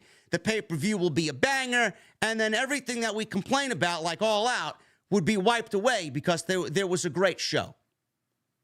But that doesn't mean you get to skimp on the story and the television build leading to these major shows. AEW had no problem building towards any of their shows early on. Everything mattered. Story mattered. There was story up and down the card in most of those matches early on. Now you're lucky to get 2 stories, tops, on these shows. Everything is just thrown together matches. Pay-per-view build doesn't start until 4 weeks before the pay-per-view. Look at Revolution. Revolution happens at the end of February, typically end of February, first week of March. After that, AEW goes into Double or Nothing. For that entire week of March, or for that entire month of March, rather, all the way through April and then into May, we don't start to see Double or Nothing build until at least the beginning of May. That's a problem. So that means that's a lot of dead television. Tony Khan's just throwing matches on TV, and the shows don't really feel important. It feels like dead television. So why are you wasting weeks of television on dream matches and fucking fantasy matches and then saving 4 weeks of show for legitimate pay-per-view build? Shouldn't all your shows be building towards the fucking pay-per-view through March, April, and into May instead of just being May? That's just one example. We barely got any build for Forbidden Door. We don't need build. It's an all-star show. It's an all-star game, per se. We got no build into All In. We got no build into All Out. Nothing. We got more build going into Grand Slam than both All In and All Out combined. There wasn't any build going into Double or Nothing. AEW's got a creative problem. 12 pay-per-views per year is going to limit the amount of dead television. Tony Khan, if he's going to have a pay-per-view every month, that means Tony Khan is going to need to be on the ball creatively every single month. And 12 pay-per-views per year means that Dynamite is going to be more valuable to the viewer because there's going to be more that needs to be on the show that is relevant, that is important, that is substantial to the pay-per-view that they're building towards. 12 pay-per-views a year is going to keep AEW on their toes creatively, crossing my fingers. The fact that they have 4 or 5 major pay-per-views every quarter, they get to be lazy for a good third of that pay-per-view build. And then they start ramping it up 4 weeks before the pay-per-view, 3 weeks, 2 weeks. Then we actually get a match card. Can't be doing that if you got 12 pay-per-views per year. Can't do that. I'd also like to see AEW start moving away from their traditions. AEW's been around for 4.5 years. They're too young to have traditions. I don't understand why Tony Khan continues to rest on traditions. We got to be in Chicago for All Out. Oh, we're going to Wembley again next year. Great. Does Tony Khan think he's going to drive 70,000 people into Wembley again next year? It's a possibility, but the chances of that being the same is very, very low. Do we got to be in Las Vegas for Double or Nothing? Because it's a Vegas theme, it's a casino theme. We got to be in Vegas. How about maybe moving it to Atlantic City? What about All Out in Chicago? Do we need All Out in Chicago every year? No. Do we need Grand Slam in Arthur Ashe Stadium every year? No. I don't give a fuck about the correlation to Grand Slam and tennis. I don't give a shit. Here I am thinking he was fucking about baseball because they're right outside Citi Field. Grand Slam, dinger. We don't need traditions. We can start moving away from traditions. I think with the 12 pay-per-views that AEW is going to have to start moving away from traditions. They're not going to be able to rest on their traditions where there's 12 pay-per-views a year. AEW has their traditions. They don't need it. WWE doesn't have tradition. What do they got? They're not in the same city every fucking year. They don't have a show dedicated to a single city every single year. That's how you develop burnout. That's how you exhaust your audience. That's how you have attendance figures plummeting year over year over year. Look at Double or Nothing. They did not drive that many people to Double or Nothing this year because how many times can you go to the same event in the same city every single year? On Memorial Day, nonetheless. What about All Out? They went to the United Center. They did just as many people inside the United Center than they would have did in the Now Arena in Schaumburg. They didn't need the United Center. Burnout. Too many shows in the same markets. AEW needs to start also running smaller venues.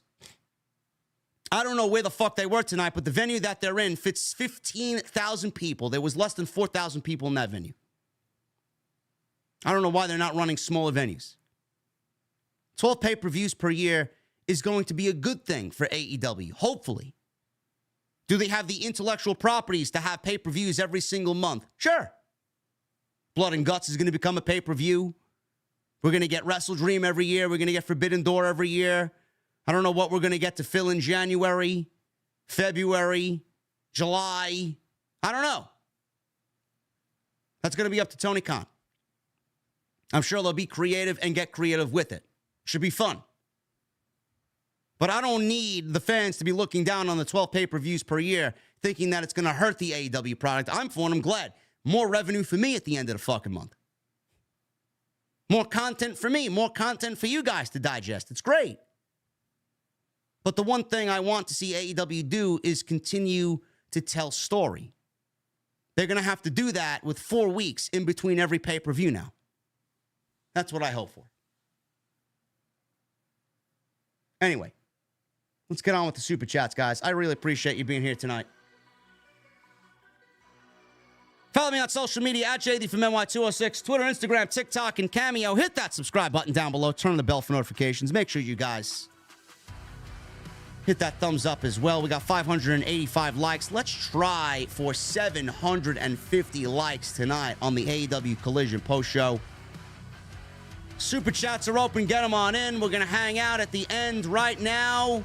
Memberships are open as well. Get them on in. And tonight's show is sponsored by my great friends over at Blue Chew. BlueChew.com. Code JD at checkout for your free sample. And all you got to do is pay the $5 shipping and handling. You know, we talk about long-term booking, man. I talk about AEW and their long-term booking, man. Where did it go? You'll be asking yourself, where did it go? In the bedroom, if you don't have Blue Chew. Blue Chew is your pen and paper to long-term booking in the bedroom, guys.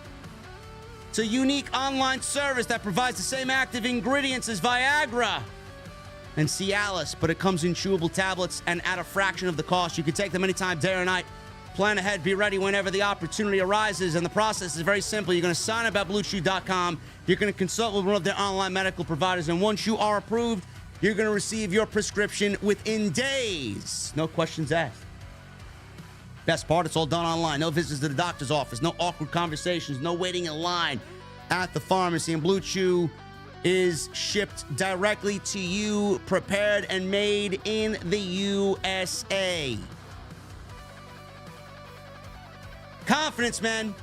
It's going to give you that extra boost of confidence when you need it, so why not give Blue Chew a try? Code JD at checkout. All you need to do is pay the $5 shipping and handling. That's BlueChew.com, code JD. And I want to thank them once again for sponsoring the podcast right here on Off the Script.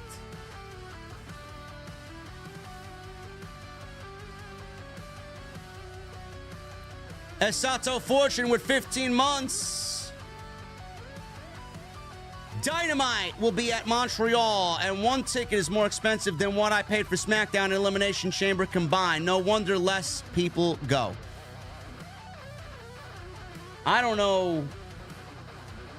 JD and I will collab when he buys the drinks. Yeah, listen. I owe Issa more than a night of drinks. I owe Issa. I have to take Destiny out again, and I have to take Issa out. Easy. Listen, it's been ingrained in my mind. I owe you both. I owe you both. I will not. Next time I see you, Issa, I am not drinking as much as I don't know why I drank so much that night, man. I really don't understand why I did, man. I was just happy to be there. Man, those old fashions were fucking. They went down easy, man. Holy shit. But yes, hopefully soon. I don't know why they're pricing themselves out. Why are they pricing themselves out, man? It's a sad situation to see them mark their tickets up so high and less people want to go. I don't really understand it.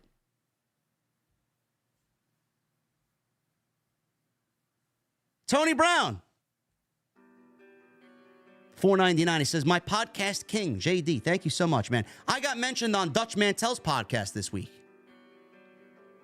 His co-host, I forgot his name, man. It was irrelevant. He's irrelevant anyway. He called me rubbish. I don't think what we do here is rubbish. There's a reason why I have as many live stream viewers as I do every week, man. On a good Monday, we're at 3,000 plus. I don't know. Beyond the script with the $1.99. Tony's going to charge $50 for each show, JD. Yeesh. No, he's not.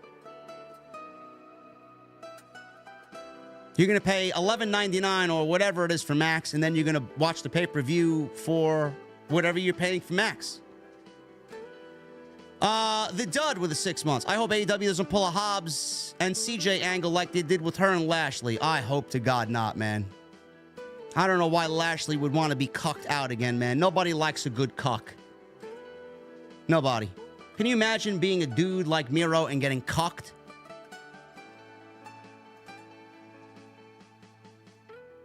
We'll be saying Miro got sneakoed.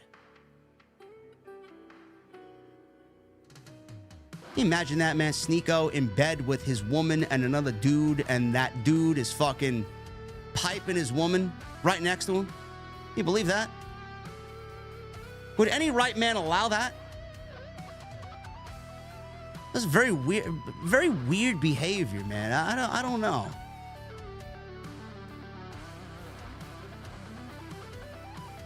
Carl Williams with the new membership. Carl, thank you so much, brother. Phil with a $9.99. Very long day that happened for me today. We had an ash spreading ceremony for my aunt who recently passed away at the age of 85. Just an emotionally draining day, but y'all made this day better. Cheers. Thank you, Phil. I really appreciate it. And thoughts and prayers to your family, brother. Or Adam 22. I mean... And then they want to play it off like, ha, ha, ha, my wife made all this amount of money. And my podcast blew up because I had my wife get fucking railed by some giant black guy with a fucking 18-inch schlong. Great.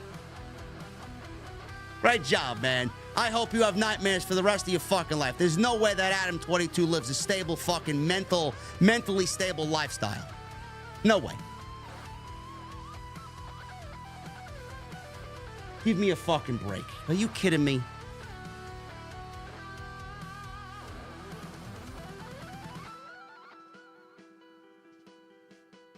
I don't know, man. I'd have a problem. I don't know if I would. Listen. Ridiculous. It's ridiculous.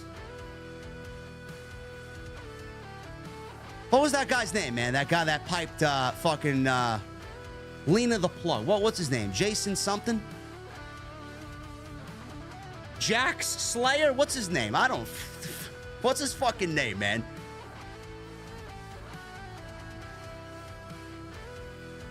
It's ridiculous. Beyond the Script podcast with the $1.99. They just announced Roman Reigns' return on October 27th. Great!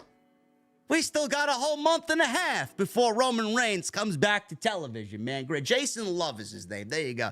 Yeah, Jason Love, man. He's loving some fucking cucking from Adam 22. Great. Ridiculous.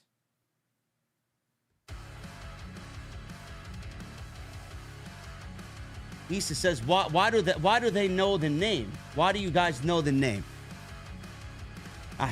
Issa, that's a good question. I don't watch that garbage. I mean, it's terrible. Pornography is terrible, man. It is such a fucking disease.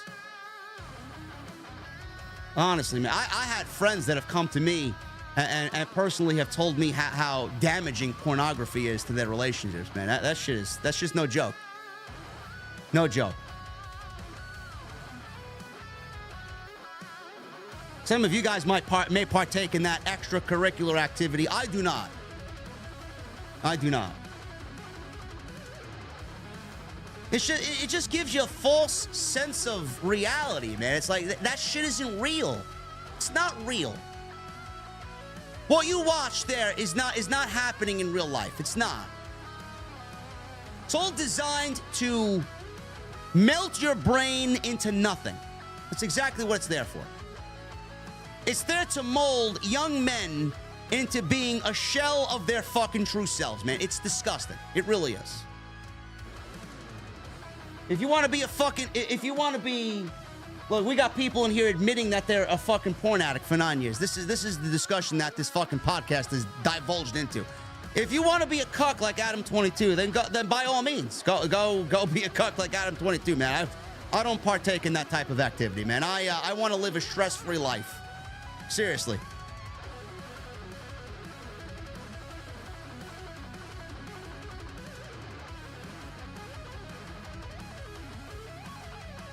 Go find a hobby, man. Go find a hobby. Seriously.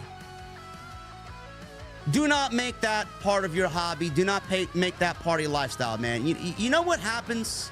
Do you know what happens when you sit there and you fucking jerk your sausage how many times a day? Do you know what happens?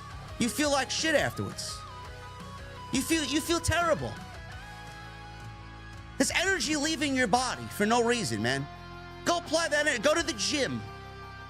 Go take a walk. Go for a jog. Go for a drive. Go do something. Go find a fucking extracurricular activity, man. I sit here, I play my fucking video games. I go exercise 3 days a week. I'm in Manhattan for 7 hours a day, man. Fucking with my guy. Genius. Doing what we need to do. We sit down, we chill, we watch fucking YouTube, we do our things, man. I'm with him. I don't think about the fucking the poison that exists. We do our business. I go home, I come home, I work, I do my shit, I play with my fucking video games. I got my Pokemon card collection hobby starting up as of late, man. I take that and fucking engulf myself in that. I love to cook.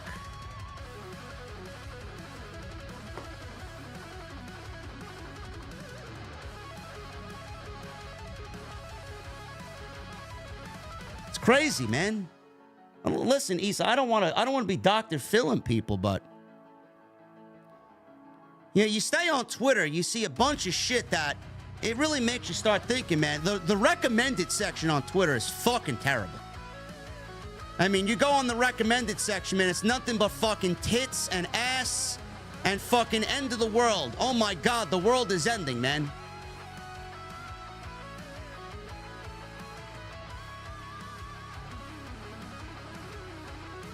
Give me my Squirtle, man. Give me my Snorlax. I take that any day over the week than fucking divulge myself into fucking poison watching pornography. Come on, man. We gotta do better. As men, we have to do better.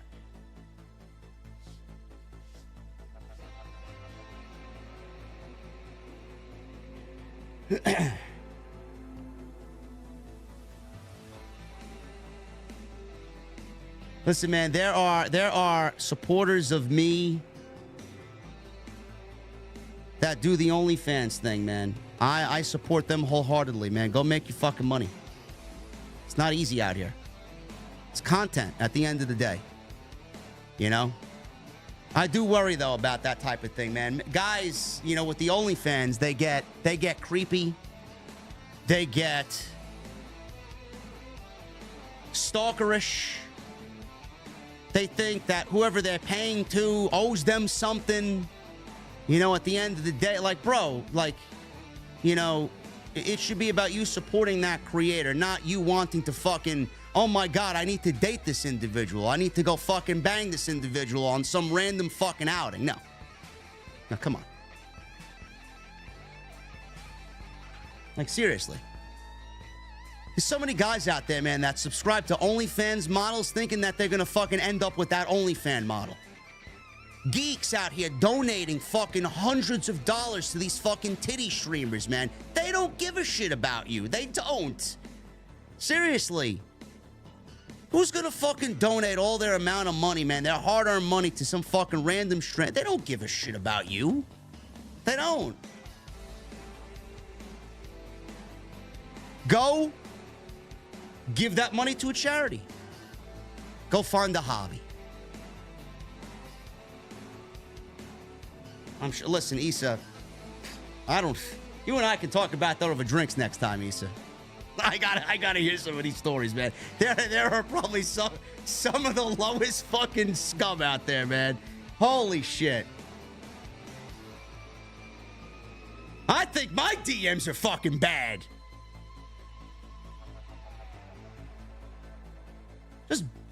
I just talk wrestling, man. We got people wishing I was fucking dying in car crashes. I can only imagine what you ladies are getting. Oh my God.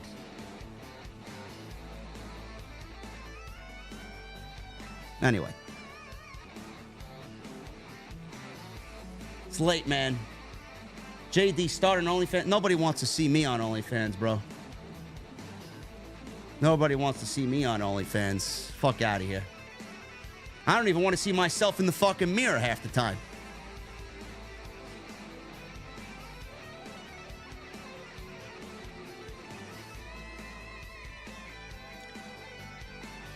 Beyond the script, thank you, brother. Skew 11. Forgot to mention what Paul asked Solo on SmackDown. Who made that order? Could The Rock have a hand in this? I didn't really think much about that, Skew. I did not think much about that at all.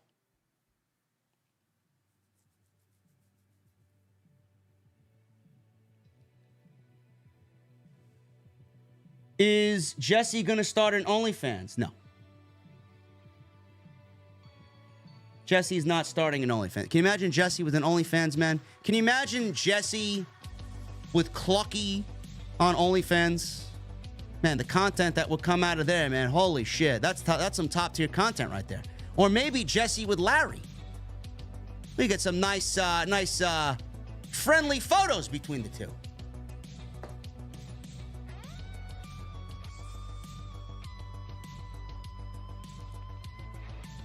We got Issa. Issa is a member here for 25 months. 25 months. That is amazing. 25 months in YouTube time, but in real life, it's more like 7 or 8 years. Thanks for all you do and inspire some of us to do our thing too. That's all I ask for. That's all I want to do, Issa. You know, I think I'm good at what I do. If I inspire people to create content, no matter if it's somebody I've never met before or the small, close-knit circle of people that I've come to love here, like yourself, that's probably more meaningful to me than anything, man. Honestly. I appreciate you. Always appreciate Issa. Always looking at what she's doing, man. Looking at the growth on her end. I know it's tough in the YouTube game, man. It's so tough out here. It's even tough for somebody like me, man. I'm nearing 150,000. I feel like I should be at 200,000. You know, you see other people in the community not really doing anything to grow, and I'm trying to do my own thing here. We all find influence and inspiration in different aspects, honestly. I'm sure Issa has her inspirations. You know, we have ours. You know, we love our whiskey. We love our craft beer. I'm a big Dr. Disrespect guy. You know. We just got to keep chugging along. It's tough out here. It really is tough out here. One question I always get asked is every time, it's like weekly. JD, what do I got to do to be successful? I genuinely don't know how to answer that question anymore. I don't even think I'm successful. There's still so much that I have to learn. You know, I may look good and sound good, and I may have the whole fucking fancy fucking CGI graphics and all this other shit, but it's tough out here, man. It really is. Anybody that's in the creator space, man, especially in the wrestling space, it's tough. Everybody's trying to do the same thing. It's tough to be original.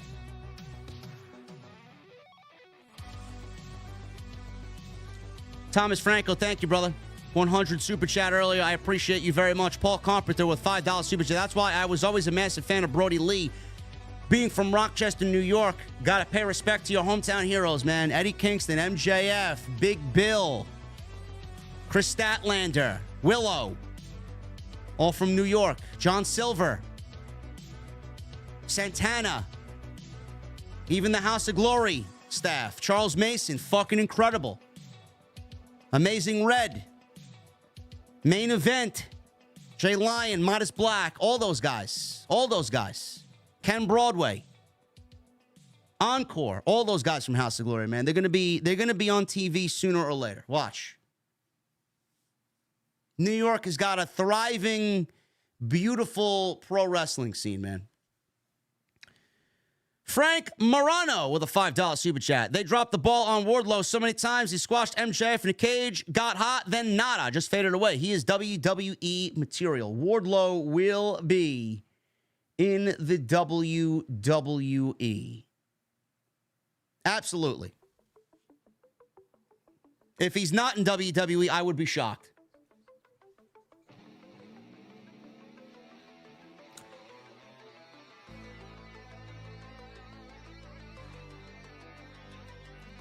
Listen, man, Amazing Red, he doesn't get the credit that he deserves, man. You know, I'm sitting down taking my fucking notes for last night's show, and Red, I got my head down, I got my iPad in my lap, and Red comes over, he taps me on the shoe, he comes and shakes my hand. Like, is this real life?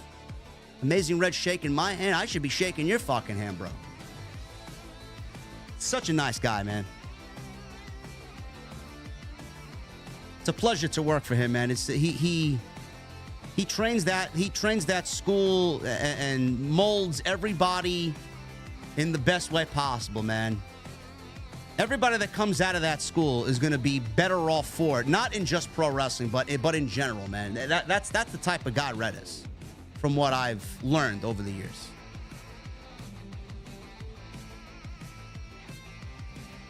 Phil, $9.99. I can't wait to get AEW Grand Slam on Wednesdays. As long as Grand Slam is in New York at Arthur Ashe, I'll be going, as I've been to the other two, but I completely understand Burnout should be a good show. Grand Slam is looking incredible. Card is fantastic. Triple X with a $2 super chat. JD, TK pushing his stars and not signing every WWE star. Yeah, but he's going to bring in Adam Copeland. And he's going to bring in Mercedes Moné. Also with a $2 super chat. Ladies and gents, hit the thumbs up. Support JD and AEW. Thanks. Appreciate you, brother. Stephen Brewer with an 8 months. Cheers to you, JD and the OTS family. Another good review from the Tribal Chief of the IWC. Everyone have a good weekend. Thank you, Stephen. Triple X with another 4. Let's support JD on Collision. Hit that thumbs up. You are right, AEW. No more tradition. Just be creative. I agree.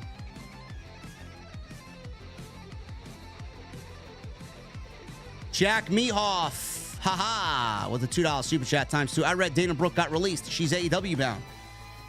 Dana Brooke got released? No. Blue Chair, Bay Rum, and Bel Air Rosé. Your thoughts? Never heard of Blue Chair, Bay Rum. And I don't drink rosé, man. Whiskey, craft beer of the finest quality, and gin and tonic, man. I'm a big gin guy. Some people don't like gin. I love gin. Issa, thank you again for 25 months. As always, I look forward to us hanging out again very much. AWC Legend with a $4.99. JD, I'm from Ireland and considering moving to the U.S. in the future. Any advice? Yeah, don't come to New York. Anywhere but New York. Find somewhere quiet. Find somewhere where the state is a little bit more free, unlike New York. Somewhere quiet, somewhere away from people, preferably. It's where I'd like to be. Well, if I wasn't in New York, I would most likely be in Florida, for sure. Sue Childress with a $2 super chat. I watch OTS, wrestling, football for fun. That's enough. Sounds like a good night to me. Thank you, Sue. Matthew Sandy with a $4.99. Hey, JD, I'm attending Wrestle Dream. Do you think the card will be good? Hope you're having a great weekend. Cheers. The card looks fantastic. We got Bryan Danielson versus Zack Sabre Jr. We got FTR versus Aussie Open. That's enough for me to buy the show. Swerve versus Adam Page is now added to the show. I don't know who else is wrestling on the show. I mean, right now, the card's looking fantastic. Looks great. Will we see Mercedes at the show? I don't know. Mercedes may show up on Wednesday. Somebody's going to show up on Wednesday, man. There's got to be at least a surprise on Wednesday.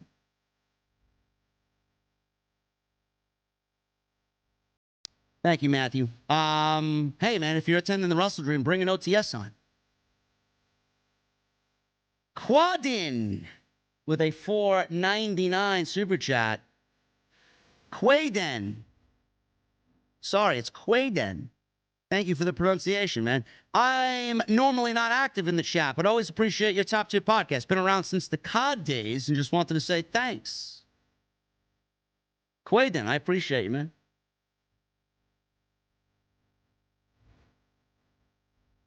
Triple X with a $2 super chat. Gin and tonic. No wonder you love England. I was big into gin and tonic before I went to England.